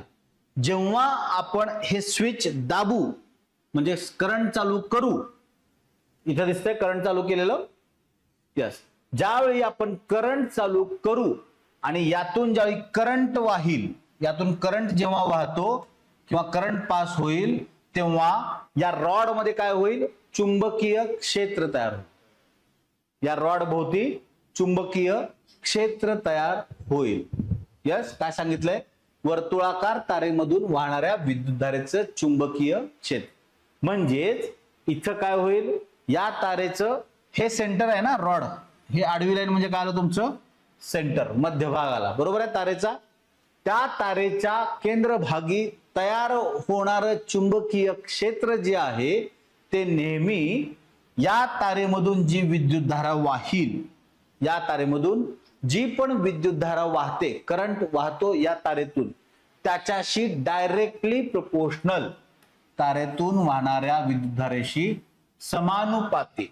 आणि याची जी त्रिज्या आहे, आपण जे गुंडाळण्याची त्रिज्या केलेली आहे, ज्या त्रिज्येने ह्याचा जो रेडियस आहे या रॉडचा, याच्या भोवती जर गुंडाळलं तर याचा जो रेडियस असणार आहे त्याच्या त्रिज्येशी काय असतं? वर्तुळाकार वलयाच्या त्रिज्येशी व्यस्तानुपाती असते. हा पॉइंट नीट लक्षात ठेवायचा. एक्सपेक्टेड क्वेश्चन असू शकेल, कारण हा क्वेश्चन आतापर्यंत विचारलेला नाही, त्यामुळे नीट लक्षात राहू दे. कन्सेप्ट आहे, थोडस लक्षात राहू दे.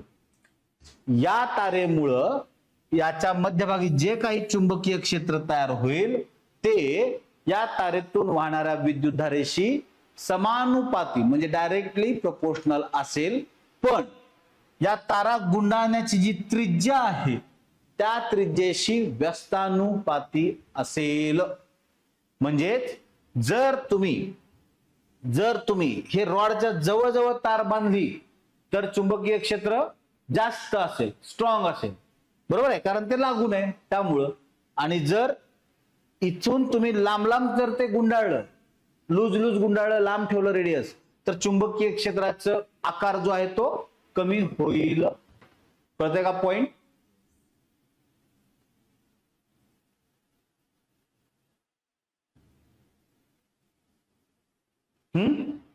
येते का लक्षात?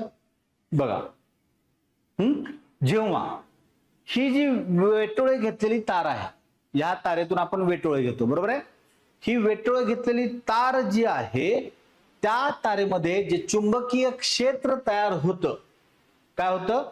या अख्ख्या तारेभोवती जे पण चुंबकीय क्षेत्र तयार होतं ते किती असतं? या प्रत्येक राऊंड भोवती, हा राऊंड आहे एक, हा असा एक गुंडाळलेला आहे, हा असा एक गुंडाळलेला आहे, हे जेवढे पण राऊंड आहेत त्यांच्या प्रत्येकाभोवती तयार होणाऱ्या चुंबकीय क्षेत्रांची बेरीज करून जे काही तयार होईल ते असेल हे पूर्ण चुंबकीय क्षेत्र. म्हणून हे सगळ्यात जास्त स्ट्रॉंग आहे. जास्त प्रबल का असते? का तर याचा इफेक्ट आहे, या सगळ्यांचा कंबाइंड इफेक्ट हा पूर्ण मॅग्नेटिक फील्ड आहे. म्हणजेच हे जे आपण गुंडाळत आहोत या प्रत्येक वेटोळ्याभोवती जे पण चुंबकीय क्षेत्र तयार होईल त्या सगळ्यांची बेरीज करून जे येईल चुंबकीय क्षेत्र, ते या अख्ख्या रॉड भोवती जे काही चुंबकीय क्षेत्र तयार होत आहे ते असेल. कळतोय पॉइंट? कळतोय? डायग्राम मधून कळत असेल. यस, ऑनलाईन जनता, कळतोय का पॉइंट? पहिल्यांदा तर हा पॉइंट काय आहे? गुंडाळलेला आहे तार वगैरे, या तारेमधून चुंबकीय क्षेत्र जे आहे ते कशाशी समानुपाती आहे? जी पण विद्युतधारा या तारेमधून वाहते त्याच्याशी, बरोबर. आणि व्यस्तानुपाती कशाशी आहे, ही तार गुंडाळण्यासाठी जी पण ही त्रिज्या आहे, ही त्रिज्या जी आहे त्या त्रिज्येशी व्यस्तानुपाती आहे. यस, युवी, सिद्धू, रोशन, श्रद्धा, कळतंय, शुभम, पॉइंट कळतोय का बघा. हा पॉइंट आहे, लक्षात ठेवायचं. तुम्हाला फक्त हे जे आहे ते लक्षात ठेवा. क्वेश्चन जर विचारला तर मल्टीलायनर मध्ये विचारला जाऊ शकेल, नाहीतर नाही. यस, कन्सेप्ट आहे, फक्त लक्षात ठेवा.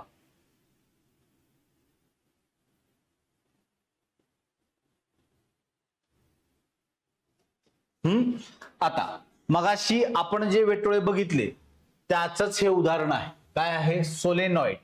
सोलेनॉइड म्हणजे नालकुंतल. नालकुंतल म्हणजे काय आहे तुमचं, सोलेनॉइड म्हणजे एखाद्या धातूभोवती हे जे वेटोळे दिलेले आहेत, बरोबर आहे का बघा. एखादी तारेला स्प्रिंग सारखं हे गुंडाळलेलं आहे, बरोबर. हे जे वेटोळे आहेत याच्यामुळं हा जो आकार तयार होतो पूर्ण पोकळीचा, त्याला म्हणतात सोलेनॉइड. काय म्हणतो आपण, सोलेनॉइड, कळतंय. आणि या सोलेनॉइड मध्ये जे काही चुंबकीय क्षेत्र तयार होईल, या निळ्या रेषा म्हणजे काय आहेत, या सोलेनॉइड मधनं करंट जेव्हा आपण पास करतो त्यावेळी तयार होणारं चुंबकीय क्षेत्र म्हणजे या निळ्या रेषा आहे, दिसतात का बघा. यस. आणि हे जे चुंबकीय क्षेत्र तयार आहे त्याचा परिणाम हा काय असतो, या चुंबकातून म्हणजे या सोलेनॉइड मधून जी काही विद्युतधारा वाहते, ही जी विद्युतधारा वाहते ती, आणि या पूर्ण हे जे काही डिस्टन्स आहे हे एवढं, या पूर्ण डिस्टन्स मध्ये या असणाऱ्या वेटोळ्यांची संख्या यांच्यावर अवलंबून असते. म्हणजे हे जे चुंबकीय क्षेत्र तयार झालेलं आहे या आकृतीभोवती, सोलेनॉइड म्हणजे आधी काय ते समजून घ्या. समजा तुम्ही स्प्रिंग बघितली आहे, यस, तसंच तुम्ही या जर रॉड भोवती, समजा याच्या भोवती जर तार गुंडाळली तर स्प्रिंग सारखा आकार तयार होईल. मग याला बाहेर काढलं तर ती जी पोकळी आहे पूर्ण गोल गोल गोल गोल गोल, त्याला काय म्हणतो आपण, सोलेनॉइड. नालकुंतल. नालकुंतल, कुंतल म्हणजे काय, वेटोळे असणारी घडी, बरोबर. त्याला म्हणतो आपण नालकुंतल. आणि त्यातून जी विद्युतधारा वाहते, विद्युतधारा आपण ज्यावेळी सोडतो यातून, त्यामुळे जे पण चुंबकीय क्षेत्र तयार होते त्याचा परिणाम कशावरती अवलंबून असतो, एकतर यातून वाहणारी विद्युतधारा, आणि या एकक लांबीमध्ये, म्हणजे समजा ही लांबी आपण पकडली तर या लांबीमध्ये एकूण असणारी वेटोळ्यांची संख्या यांवर अवलंबून असते. कळतंय का, यावर अवलंबून असते. नालकुंतलाची जी काही, नालकुंतलामध्ये तयार होणारं चुंबकीय क्षेत्र हे कशावरती अवलंबून आहे, त्या नालकुंतलातून वाहणारी विद्युतधारा आणि त्याच्या एकक लांबीमध्ये असणारी वेटोळ्यांची संख्या याच्यावरती नालकुंतलाचं चुंबकीय क्षेत्र अवलंबून आहे. येते का लक्षात पॉइंट.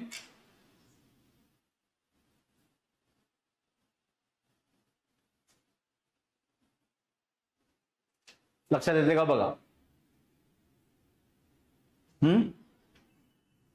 यस, ऑनलाईन जनता कळते का. आता बघा, चुंबकीय क्षेत्रामध्ये विद्युत वाहक तारेवर निर्माण होणारे बल.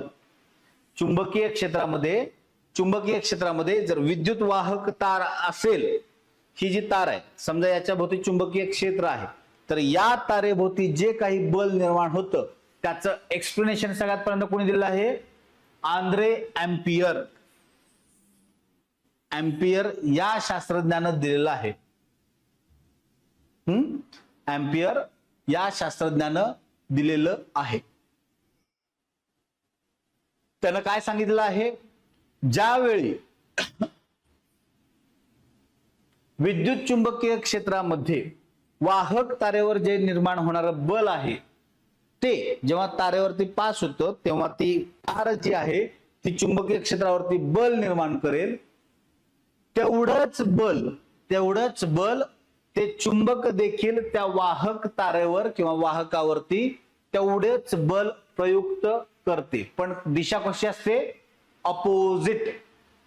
अपोजिट असते. याचं लक्षात, नंतर याच्या डायग्राम असेल कदाचित, तुम्हाला त्या डायग्राम मध्ये क्लिअर होईल. आहे का इथं? हा यस, इथं आहे डायग्राम, मी तिथं सांगतो तुम्हाला. फक्त आता पॉइंट लक्षात ठेवा तो काय.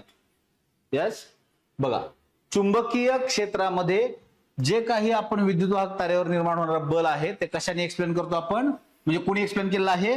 आंद्रे अँपियर या शास्त्रज्ञाने एक्सप्लेन केलेलं आहे. यस, त्यांनी काय सांगितलं आहे? जेव्हा एखाद्या कंडक्टर मधून विद्युतधारा पास करतो आणि त्याच्याभोवती मॅग्नेटिक फील्ड तयार होते, त्यावेळी ही वाहक तार जेवढं बल किंवा हे वाहक जेवढं बल या चुंबकीय क्षेत्रावरती करतं, प्रयुक्त करतं किंवा अप्लाय करतं, तेवढंच बल हे चुंबकीय क्षेत्र त्या वाहकावरती प्रयुक्त करतं, पण त्याची दिशा कशी असते? अपोजिट, विरुद्ध दिशेला असते. कळतंय का? विरुद्ध दिशेला त्याची दिशा असते, हे सांगितलेलं आहे. जेव्हा विद्युत धारेची दिशा चुंबकीय क्षेत्राशी काटकोनात असते, तेव्हा वाहकातून निर्माण होणाऱ्या ह्याची दिशा काय आहे? कशाने ठरवते? वाहकातून प्रयुक्त होणाऱ्या बलाची दिशा कशाद्वारे शिकवली जाते? सांगितली जाते फ्लेमिंगच्या डाव्या हाताचा नियम. आणि हा तुमचा परीक्षेसाठी इम्पॉर्टंट पॉइंट आहे. सगळ्यात जास्त आतापर्यंत सगळ्यात जास्त क्वेश्चन त्याच्यावरती विचारलेले आहेत. फ्लेमिंगचा डाव्या हाताचा नियम बघा काय आहे सांगतो.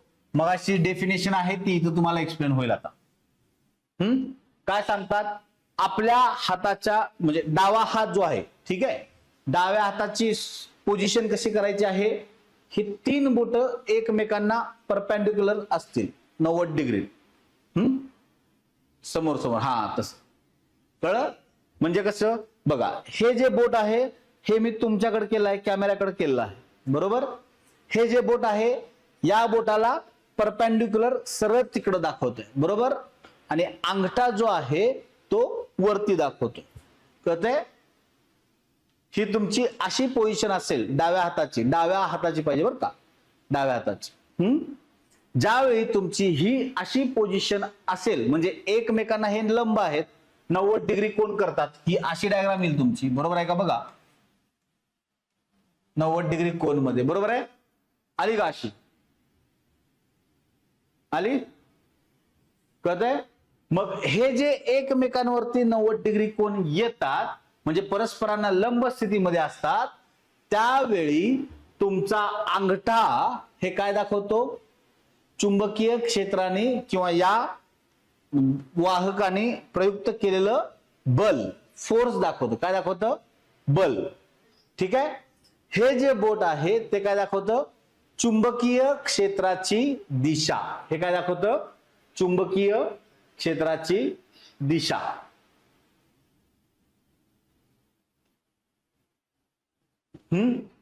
हे काय दाखवतं? तुमचं चुंबकीय क्षेत्राची दिशा. आणि हे बोट काय दाखवतं? तुमचं विद्युत धारेची दिशा. FBI लक्षात ठेवायचं, पाठ करायचा नाही रूल. F म्हणजे फोर्स, B म्हणजे मॅग्नेटिक फ्लक्स आणि I म्हणजे करंट. त्यामुळे पाठ करायची गरज आहे का रूल?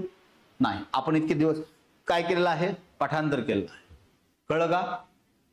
तुम्हाला पाठ करायची गरज नाही आहे, तुम्हाला मार्क मिळतात. फक्त लक्षात ठेवा काय आहे. FBI लक्षात ठेवायचं फक्त. FBI सगळ्यांच्या लक्षात आहे. अमेरिकेतील काय आहे? संघटना, बरोबर. FBI तिथल्या लोकल. आपल्या इथं कसं CBI आहे तसं तिथं FBI आहे. यस. त्याप्रमाणे अंगठा जो आहे तो तुमचा फोर्स, बलाची दिशा दाखवतो.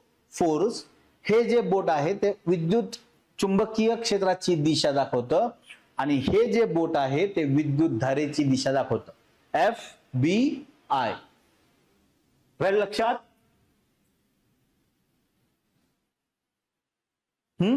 बघा आता यात काय दाखवते, कसं दाखवते बघा. ठीक आहे. आता मगाशी जी डायग्राम आहे ती कशी आहे ते आता तुम्हाला कळेल. म्हणजे मगाशीचा जो कन्सेप्ट होता तो काय आहे तुम्हाला कळेल. इथं नॉर्थ आहे, इथं साऊथ आहे. यस. इथं उत्तर ध्रुव आहे, इथं दक्षिण ध्रुव आहे, बरोबर. मग तुमची चुंबकीय क्षेत्राची दिशा कोणती आहे? ही आहे, बरोबर आहे का? ही आहे चुंबकीय क्षेत्राची दिशा, नॉर्थ टू साऊथ, बरोबर. आता हा मध्ये तुम्हाला रॉड दिसतोय, हा बघा, हा मध्ये रॉड आहे, यस, हा तुमचं इथं रॉड दिलेला आहे, दिसतोय.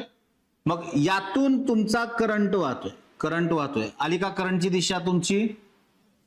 हा, मग जेव्हा तुमचा हा करंट इथून वाहील आणि चुंबकीय क्षेत्राची दिशा हे एकमेकांवरती प्रयुक्त होतील, तेव्हा तुमचा रॉड वरच्या दिशेला उचलला जाईल, वरच्या दिशेला उचलला जाईल, कळलं का? म्हणून तुमच्या या बलाची दिशा वरती आहे. कळतोय पॉइंट? चुंबकीय क्षेत्राच्या बलाची दिशा वरती आहे. या ज्या लाईन्स आहेत या चुंबकीय क्षेत्राच्या लाईन्स आहेत आणि करंट कसा आहे? इथून असा वाहतो. कळतोय पॉइंट? त्यामुळे ज्यावेळी सर्किट पास होईल किंवा पूर्ण चालू होईल, त्यामुळे हे दोन्ही ऍक्टिव्हेट झाल्यामुळं तुमचा रॉड उचलताना कसा उचलला जाईल? वरच्या दिशेला. कळलं? म्हणून ते विरुद्ध दिशेने बल अप्लाय करते असं आपण म्हणतो. कळतोय आता पॉइंट? यस. आता डाव्या हाताचा नियम कळाला असेल. मग याचा उपयोग आपण कुठे करतो? विद्युत मोटार. विद्युत मोटार, विद्युत जनित्र म्हणजे जनरेटर्स. जनित्र म्हणजे काय? जनरेटर्स, लाऊडस्पीकर, मायक्रोफोन, आणि जेवढं काही मापनाची उपकरणे आहेत इलेक्ट्रिक वरती आपण डिजिटल मोजतो, ती सगळी या ह्याच्यावरती काम करतात. येतो का पॉइंट लक्षात? येस. हा पॉइंट असा आहे. काय सांगतोय तुमचा डाव्या हाताचा नियम? फ्लेमिंगचा डाव्या हाताचा नियम काय सांगतो तुम्हाला? एक FBI, अंगठा काय दाखवतो? बलाची दिशा. तुमचं हे पहिलं बोट काय दाखवतं? विद्युत चुंबकीय क्षेत्राची दिशा. आणि मधलं बोट काय दाखवेल? करंट. तुमचा विद्युत धारा जी ज्या दिशेला वाहील ती दिशा दाखवत. हे आहे तुमचा फ्लेमिंगचा डाव्या हाताचा नियम. पाठ करायचा नाही, फक्त FBI लक्षात ठेवा, बोटावरती लक्षात ठेवायचं, FBI. यस. कळतंय का? बघा, ऑनलाईन जनता जेवढी पण आहे कमेंट करत चला, मला कळेल तुम्हाला कळतंय का नाही ते.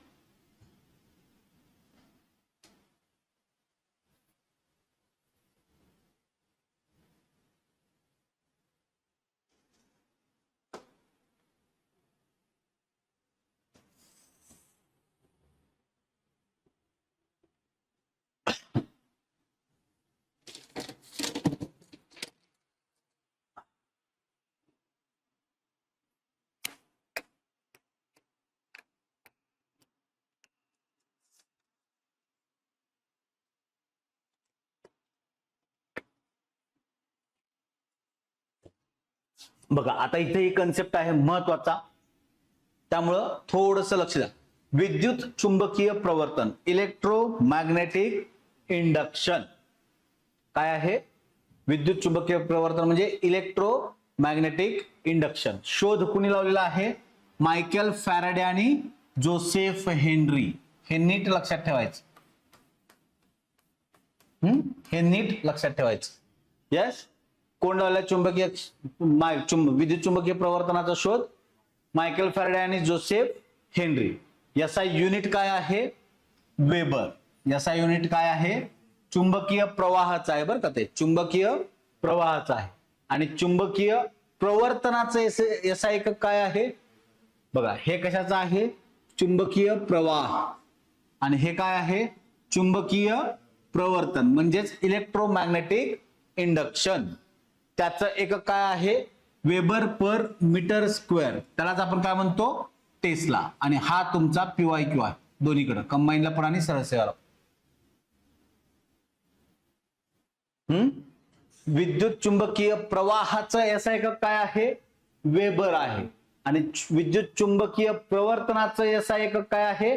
Weber per metre square. त्यालाच आपण काय म्हणतो? टेस्ला. काय म्हणतो? टेस्ला. अलन मस्कच्या कंपनीचं नाव आहे, बरोबर आहे का टेस्ला? हा, ते लक्षात ठेवायचं. यस. मग विद्युत चुंबकीय प्रवर्तन म्हणजे काय आहे? विद्युत चुंबकीय प्रवर्तन, इलेक्ट्रोमॅग्नेटिक इंडक्शन. समजा इथं बॅटरी आहे, इथं एक खिळा आहे, बरं का, इथं एक खिळा लावलेला आहे, हे असं कनेक्शन आहे, ठीक आहे, तिथं कनेक्शन आहे, आणि इथे एक खिळा आहे, दोन्ही कंडक्टर आहेत. यस. आणि हा खिळा याला जोडलेला आहे, पहिल्या खिळ्याला तो खिळा जोडलेला आहे किंवा इलेक्ट्रोड्सला जोडलेला आहे. समजा, हा अजून क्लिअर करतो तुम्हाला डायग्राम. ही बॅटरी आहे, इथं एक इलेक्ट्रोड आहे, इथे एक इलेक्ट्रोड आहे, ठीक आहे, असं जोडलं. आणि इथे एक इलेक्ट्रोड आहे, तो असा एक जोडलाय आणि असा एक जोडलाय. कळतं आता? कनेक्शन कळलं काय केलंय ते?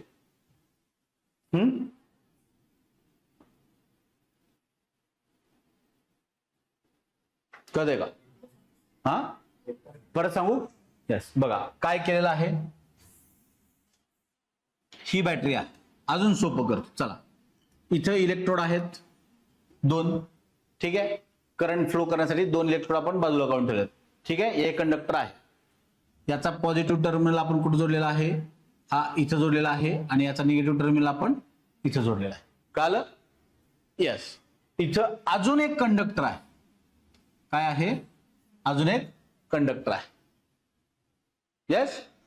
आता याचा एक पॉइंट, हे दोन पॉइंट घ्या ह्याचे, ठीक आहे, हे दोन इलेक्ट्रोड आहेत याचेच, हा एक आणि हा एक. याचा एक पॉइंट याला जोडलेला आहे आणि याचा एक पॉइंट याला जोडलेला आहे. म्हणजे याला बॅटरीला जोडले का? नाही. याला कशाला जोडले? या कंडक्टरला जोडले. कळते? या कंडक्टरला जोडलेलं आहे, बरोबर आहे. बॅटरीमुळे काय होईल? करंट फ्लो कशातून होईल? यातून, बरोबर आहे का? मग काय होईल? चुंबकीय क्षेत्र तयार. काय होईल? चुंबकीय क्षेत्र कशात तयार होईल? या कंडक्टरमुळे. आणि यातून करंट वाहत असताना, चुंबकीय क्षेत्र वाहत असताना, याच्या प्रवाहातल्या बदलामुळं, याचा जो प्रवाहाचा बदल आहे, चुंबकीय क्षेत्र विद्युतधारेचे काय करतं? ऑपोजिट डायरेक्शन मध्ये बल टाक, विरुद्ध दिशेला बल टाक. कळतंय? मग याच्यामुळं, त्या अपोजिट डायरेक्शन मुळे या कंडक्टर मधनं सुद्धा तुमची विद्युतधारा व्हायला चालू. हा आपण जोडलाय का इकडे कनेक्शन मला बॅटरीला? नाही. मग याच्यात विद्युतधारा आपण कुठनं जनरेट केलेली आहे? याच्यात जे चुंबकीय क्षेत्र तयार होते, या चुंबकीय क्षेत्राची जी विरुद्ध दिशेमुळे जे करंट बदलणार आहे, तो कशात होतोय? या कंडक्टर मध्ये होतो. त्याच्या लक्षात? आणि या बदलणाऱ्या प्रवाहालाच काय म्हणतो आपण? विद्युत चुंबकीय प्रवर्तन, इलेक्ट्रोमॅग्नेटिक इंडक्शन. आता कळला का पॉइंट? इलेक्ट्रोमॅग्नेटिक इंडक्शन असं आपण त्याला म्हणतो. अवघड आहे पॉइंट समजायला, फक्त लक्षात ठेवा. हा तुम्हाला विचारणार नाही, तुम्हाला परीक्षेत विचारणार काय आहेत? एक तर शोध कुणी लावलाय, एकक काय आहे. हा एकक तर ऑलरेडी विचारून झालेला आहे, ठीक आहे. मायकल फॅराडे बद्दलचा क्वेश्चन तुमचा सरळ सेवेला विचारून झालेला आहे. येते का लक्षात इथपर्यंत? लक्षात येते का? बघा हे सगळं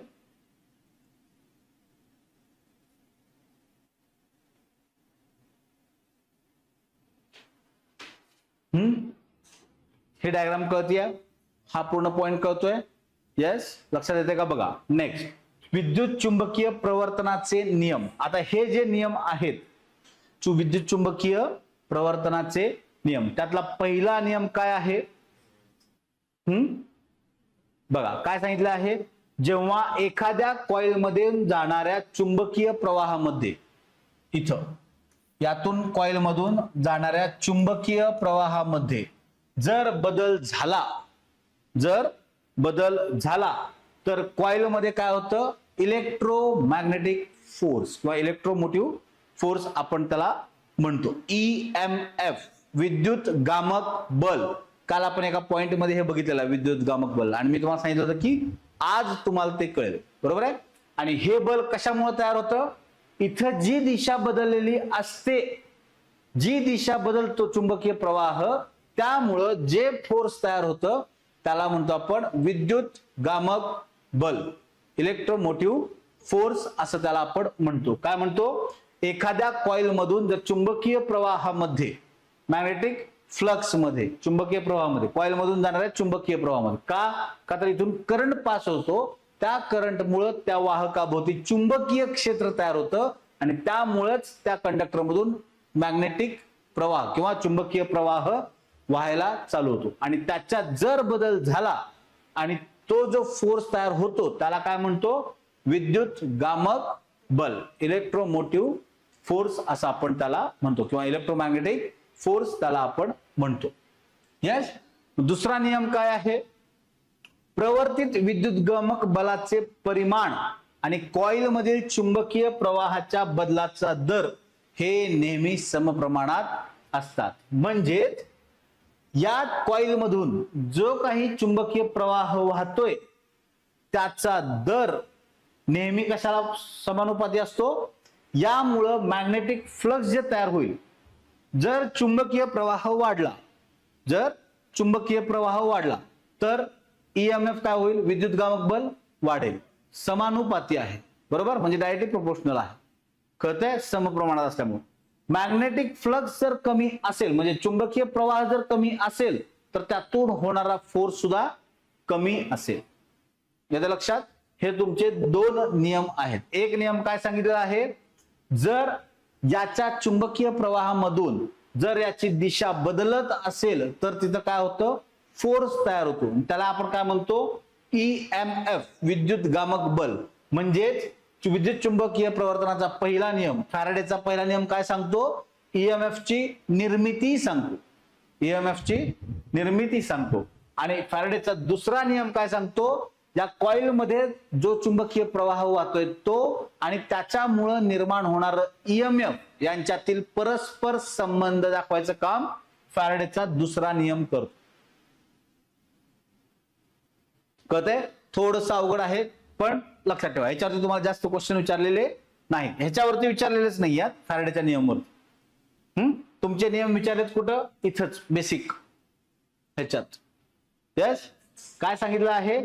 एखाद्या कॉइल मधून जर चुंबकीय प्रवाह वाहत असेल आणि त्याच्यात जर बदल झालाच तर तो फोर्स अप्लाय करेल आणि तो जो तयार होणारा फोर्स आहे त्याला आपण म्हणतो विद्युत गामक बल. ठीक आहे. आणि दुसरा नियम काय सांगतोय? विद्युत गामक बलाचं परिमाण जे आहे, यातून जे काही EMF तयार होईल ते कशाशी समप्रमाणात आहे? यातून वाहणाऱ्या चुंबकीय प्रवाहाशी समप्रमाणात आहे. कळतंय? मग आहे तुम्हाला लेन्झचा नियम.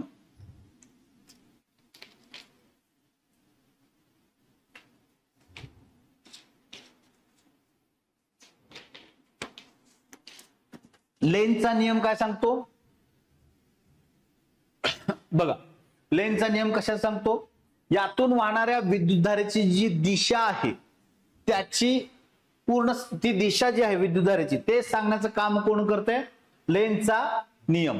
लेन्झचा नियम काय करतो? या वाहकातून वाहणारी विद्युतधारेची दिशा कशाप्रमाणे बदलते हे सांगण्याचं काम लेन्झचा नियम करतो. येते का लक्षात? मग या कॉइल मधून जेव्हा EMF तयार होते किंवा विद्युतधारा जी तयार होते त्याची दिशा, EMF ची दिशा ज्या चुंबकीय प्रवाहातून याची निर्मिती झालेली आहे त्याच्या एक्झॅक्ट अपोजिट म्हणजे विरुद्ध दिशेला त्याची दिशा असते. म्हणजेच एखाद्या चुंबकीय प्रवाहामुळे तयार होणार EMF विद्युत गामक बल किंवा त्यातून वाहणारी विद्युत धारा यांची दिशा ही त्या चुंबकीय प्रवाहाच्या विरुद्ध दिशेला असते. अपोज केल्यामुळेच फोर्स तयार होतो ना, बरोबर आहे? विद्युत धारेला अपोज करतो चुंबकीय प्रवाह, म्हणून तो फोर्स तयार होतोय. कळतंय का? लक्षात येतंय? म्हणजे ज्या दिशेला समजा तुमचा विद्युत चुंबकीय प्रवाह या दिशेला वाहतोय तर तुमचं ईएमएफ किंवा विद्युतधारा कुठल्या दिशेला असेल? वरच्या दिशेला, म्हणजे ऑपोजिट डायरेक्शनला असेल. म्हणजेच विद्युतधारेची दिशा किंवा ईएमएफ ची दिशा ही चुंबकीय प्रवाहाच्या विरुद्ध दिशेला असते. हा तुमचा पॉइंट. कळतंय? हे तुम्हाला विचारणार नाहीत किंवा आतापर्यंत विचारलेलं नाही, त्यामुळे जास्त तिथं हे करू नका. आता हा लक्षात ठेवा, फ्लेमिंगचा उजव्या हाताचा नियम हा तुम्हाला लक्षात ठेवावा लागेल. काय ठेवावा लागेल? फ्लेमिंगचा उजव्या हाताचा नियम सेम आहे. फ्लेमिंगचा उजव्या हाताचा नियम सेम आहे कशाशी? डाव्या हाताच्या नियमाशी. काय आहे? जेव्हा तुम्ही याला परपेंडिक्युलर पकडता तेव्हा ते काय दाखवतं? FBI. तोच रूल तुम्हाला इथं आहे. काय आहे? FBI. मग हा अंगठा काय दाखवतो? अंगठा काय दाखवतो म्हणलं आपण? फोर्स किंवा वाहकाची गती. ठीक आहे. हे बोट काय दाखवतं? चुंबकीय क्षेत्राची दिशा. चुंबकीय क्षेत्राची दिशा. आणि मधलं बोट काय दाखवेल? करंट. प्रवर्तित विद्युतधारेची दिशा. प्रवर्तित विद्युतधारेची दिशा दाखवायचं काम कोण करतं? फ्लेमिंगच्या उजव्या हाताच्या. लक्षात ठेवा, प्रवर्तित विद्युतधाराची दिशा दाखवायचं काम कोण आहे? इथं आहे. यस. त्यामुळे लक्षात ठेवा, जर तुम्ही हे परपेंडिक्युलर धरलं तर हे तुमचं काय दाखवतं? कंडक्टरची गती, वाहकाची दिशा. हे दाखवतं तुमचं विद्युत चुंबकीय क्षेत्राची दिशा आणि हे दाखवतं तुमचं करंटची दिशा. येते का लक्षात? बघा हे पॉइंट.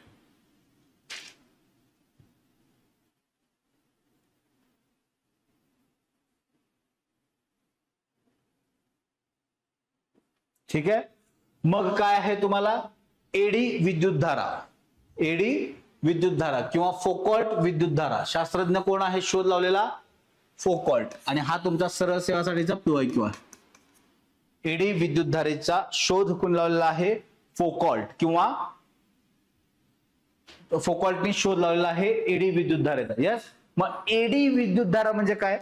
ज्यावेळी तुम्ही एखाद्या ह्याच्यातून विद्युत चुंबकीय प्रवाह पास करता त्यावेळी काय होतं? इलेक्ट्रॉन्स मोकळे व्हायला चालू होतात. गरम झाल्यामुळे इलेक्ट्रॉन्स अजून मोकळे होतात. त्यामुळे त्यांची रॅन्डम मोशन जी आहे, कशाही पद्धतीनं त्यांची जी इकडे तिकडे वाहण्याची जी प्रवृत्ती आहे ती अजून वाढते.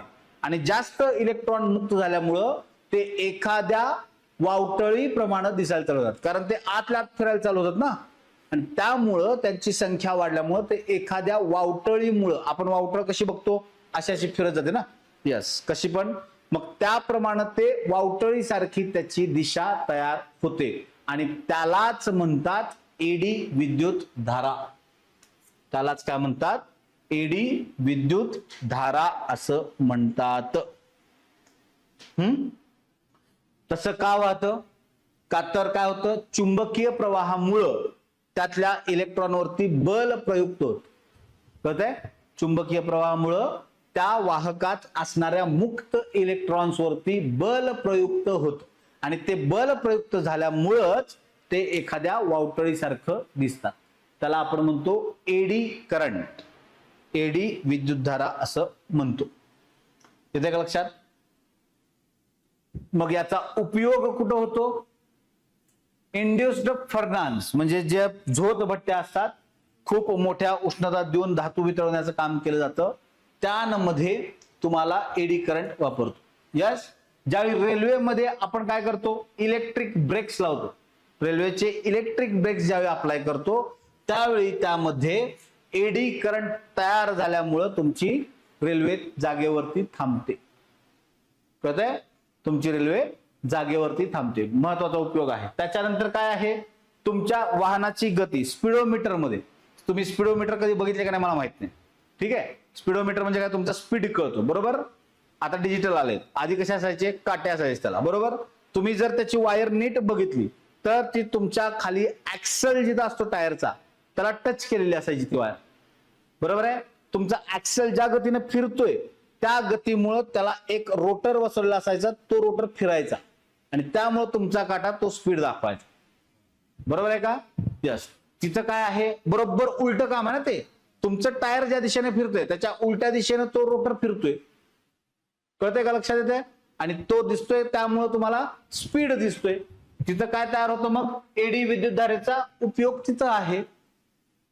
कळतंय का पॉइंट?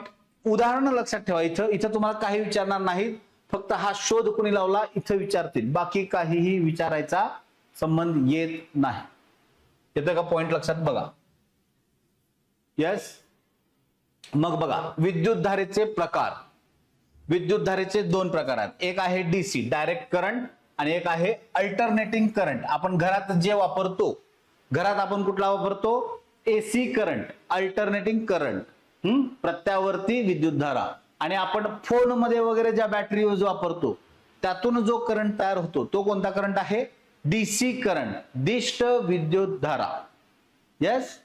बघा, या विद्युतधारा, आता ही विद्युतधारा नेहमी एकाच दिशेने वाहते. आता बघा नीट डायग्राम काढून दाखवतोय मी, नीट फक्त बघा.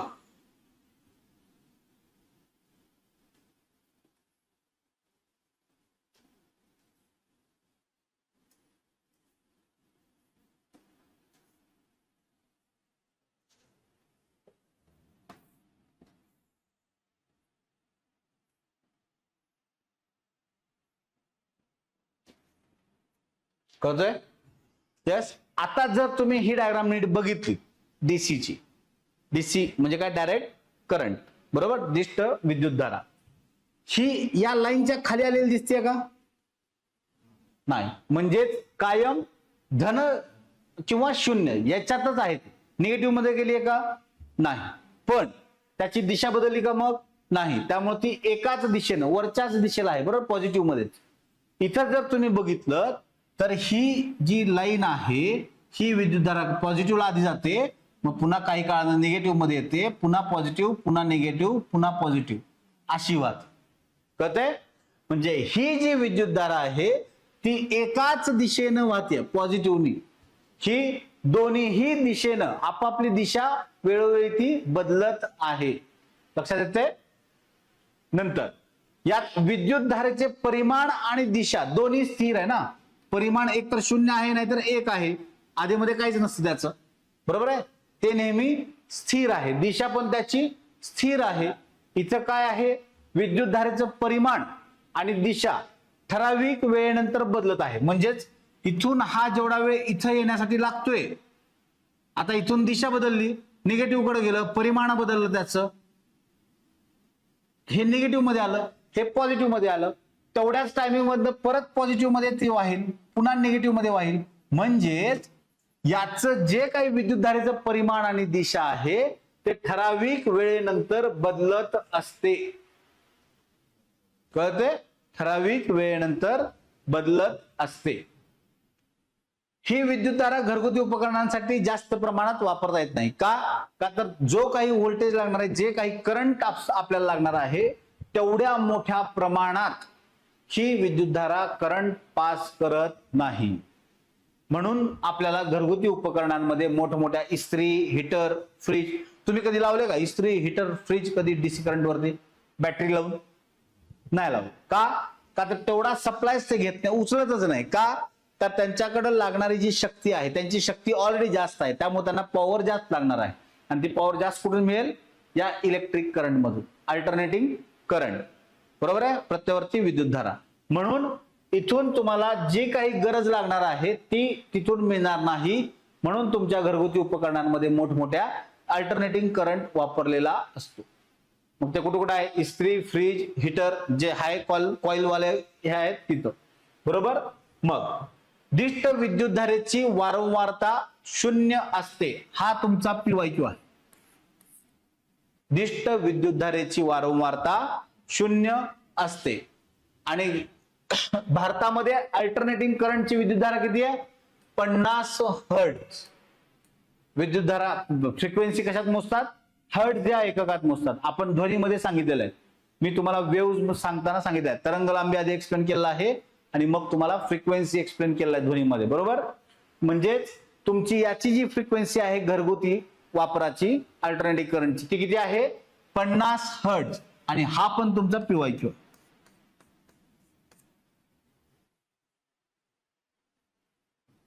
यस. आता रेक्टिफायरच्या सहाय्यानं रेक्टिफायर वापरून एसीचं रूपांतर डीसी मध्ये केलं जातं. अल्टरनेटिंग करंटचं रूपांतर डीसी मध्ये केलं जातं. कधी? रेक्टिफायर याला लावलं जातं समोर आणि मग त्याचं रूपांतर जर पाहिजे असेल तर आपण डीसी मध्ये करतो. यस, ठीक आहे. अल्टरनेटरने काय होतं? एसीची निर्मिती होते. आणि ही जी उपकरणं दिलेत हा पण तुमचा काय आहे? PYQ आहे.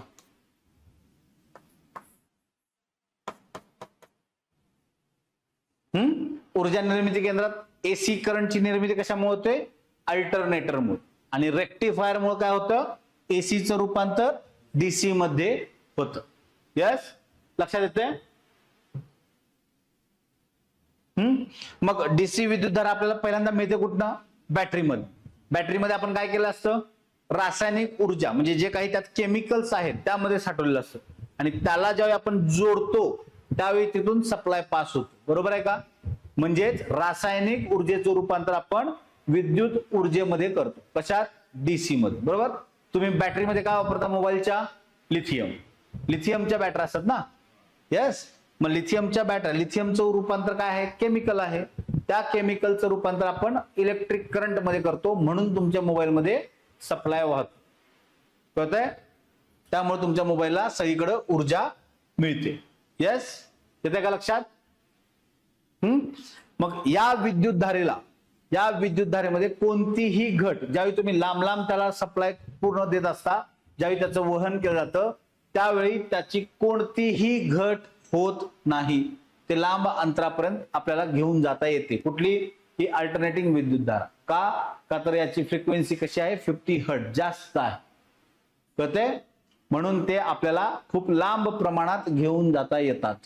ही विद्युतधारा तशी घेऊन जाता येत नाही आणि वापरली कुठे जाते? मग मोबाईल, फ्लॅश लाईट वगैरे अशा ठिकाणी तुमची ती विद्युतधारा वापरली जाते.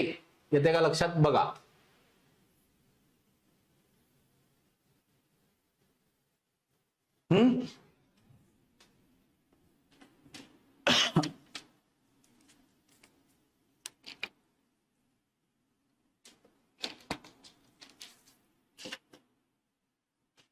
मग घरगुती विद्युत परिपथ आपला जो आहे, आपल्याला वीज कोण देतं? वीज कोणाकडे येत आपल्याला? राज्य विद्युत मंडळ. वीज कोण देतं? राज्य विद्युत मंडळ. मग तुम्ही जर स्विच बोर्ड काढला, एखादा स्विच बोर्ड काढला, त्यामध्ये ज्या तारा लावलेल्या असतात त्या किती असतात? 3. बरोबर आहे? 3 तारा असतात. एक काळी, एक हिरवी आणि एक लाल. बरोबर? लाल, काळी, हिरवी किंवा निळी पण वापरतात काही ठिकाणी. यस. मग एक असते त्यातली फेज वायर. काय आहे? वीजयुक्त तार. वीजयुक्त तार म्हणजे जिथून सप्लाय येतो तो. एक असते उदासीन तार, न्यूट्रल वायर असते. एक न्यूट्रल आणि एक फेज असे कनेक्शन असतात. आणि तिसरी वायर जी असते खाली ती कशाची असते? आपली आर्थिंगची वायर असते. जर आर्थिंग नसेल तर आपले डिव्हाइसेस डॅमेज व्हायचं काम होतं. बरं का? डिव्हाइसेस डॅमेज व्हायचं काम होतं. का तर येणारी जी काही विद्युतधारा आहे किंवा जे काही व्होल्टेज आहे, जे काही विद्युतधारेची फ्रिक्वेन्सी आहे ती जास्त असते आणि जर जास्त प्रमाणात झाली तर त्याला बॅलन्स करायचं काम कोण करतं? आर्थिंग वायर करत असते. यस. मग पहिल्यांदा काय आहे? वीजयुक्त तार, फेज वायर आहे एक, दुसरी आहे उदासीन तार आणि तिसरी आहे भूसंपर्क तार. आपल्याला जे व्होल्टेज मिळतं ते कोणत्या 2 तारांमध्ये असतं? एक वीजयुक्त वायर आणि उदासीन तार. या 2 वायर मध्ये आपल्याला मिळणारं व्होल्टेज असतं. आपण जे व्होल्टेज कॅल्क्युलेट करतो घरातलं किंवा जी विद्युतधारा येते ती कोणत्या 2 तारांमध्ये मोजली जाते? वीजयुक्त तार, फेज वायर आणि न्यूट्रल वायर मध्ये मोजली जाते. आणि ती किती असते भारतामध्ये? 220 ते 230 व्होल्ट. 220 ते 230 व्होल्ट. आणि हा तुमचा PYQ आहे. कंबाईनचाच आहे बरं का. हा हे एक वाक्य घेतलेलं आहे आणि मगाशीच्या चार्ट मधलं 50 हर्ट्झ वारंवारतेचं एक वाक्य घेतलेलं आहे.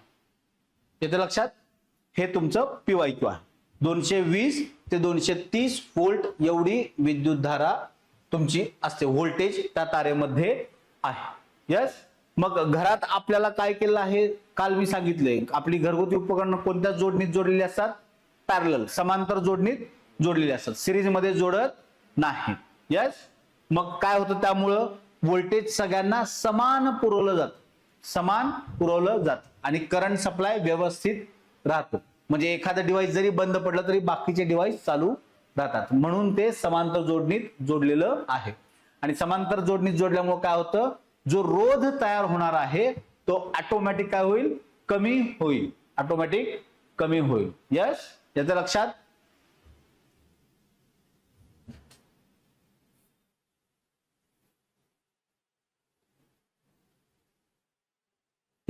बघा शेवटचा पॉइंट आहे या चॅप्टरचा, विद्युतधारेचा रासायनिक परिणाम. विद्युतधारेचा रासायनिक परिणाम, chemical effect of electric current. Yes. मग सांगितलंय कोणी, विल्यम निकोल्सन या शास्त्रज्ञांनी त्याचा सिद्धांत मांडलेला आहे. काय मांडलेला आहे, सिद्धांत कोण मांडलेला आहे, विल्यम निकोल्सन.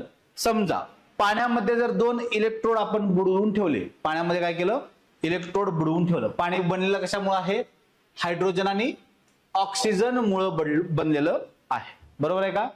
हा, मग त्यातून जर इलेक्ट्रिक सप्लाय पास केला तर त्यामध्ये बुडबुडे तयार व्हायला चालू होतात, बरोबर आहे. आणि ते बुडबुडे कशाचे असतात, ऑक्सिजन आणि हायड्रोजनचे असतात.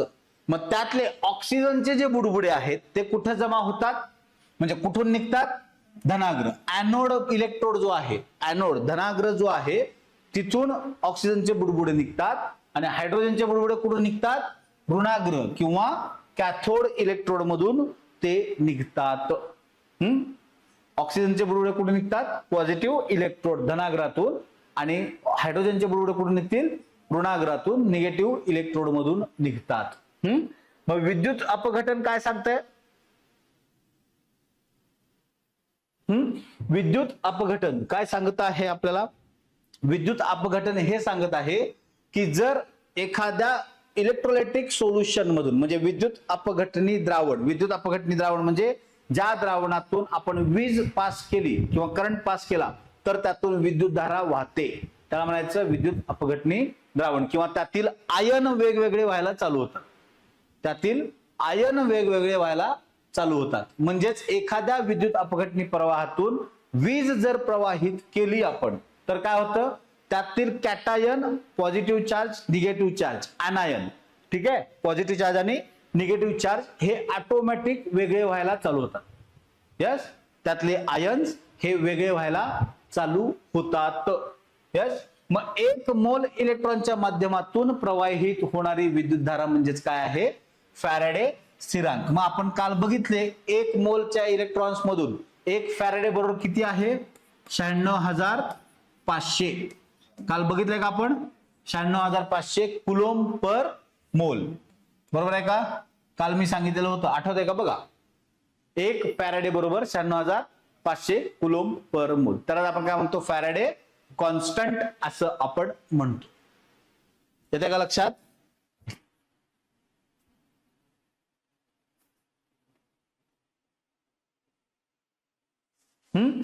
मग फॅरेडेचा पहिला नियम, विद्युत अपघटनाचा फॅरेडेचा पहिला नियम, Faraday's first law of electrolysis, तो काय सांगतो, आता आपण काय बघितलं, जर एखाद्या विद्युत अपघटनी द्रावणातून विद्युतधारा प्रवाहित केल्यावर काय होतं, त्यातील आयन वेगवेगळे व्हायला चालू होतात इलेक्ट्रोडवरती, बरोबर आहे.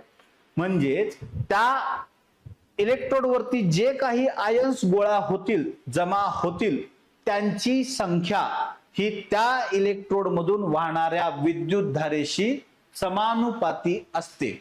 जर तुम्ही कमी विद्युतधारा ठेवलीत तर गोळा होणारे, जमा होणारे आयन्स हे कमी असते. जर त्या इलेक्ट्रोड मध्ये जास्त प्रमाणात विद्युतधारा असेल तर तयार होणारे आयन्स हे जास्त असतात. काय सांगितलं आहे, त्या इलेक्ट्रोडवर जमा होणाऱ्या आयनचं वस्तुमान म्हणजेच संख्या त्यांची, आपण काय वस्तुमान कसं काउंट करतो, सगळ्यांचं एकत्र करू.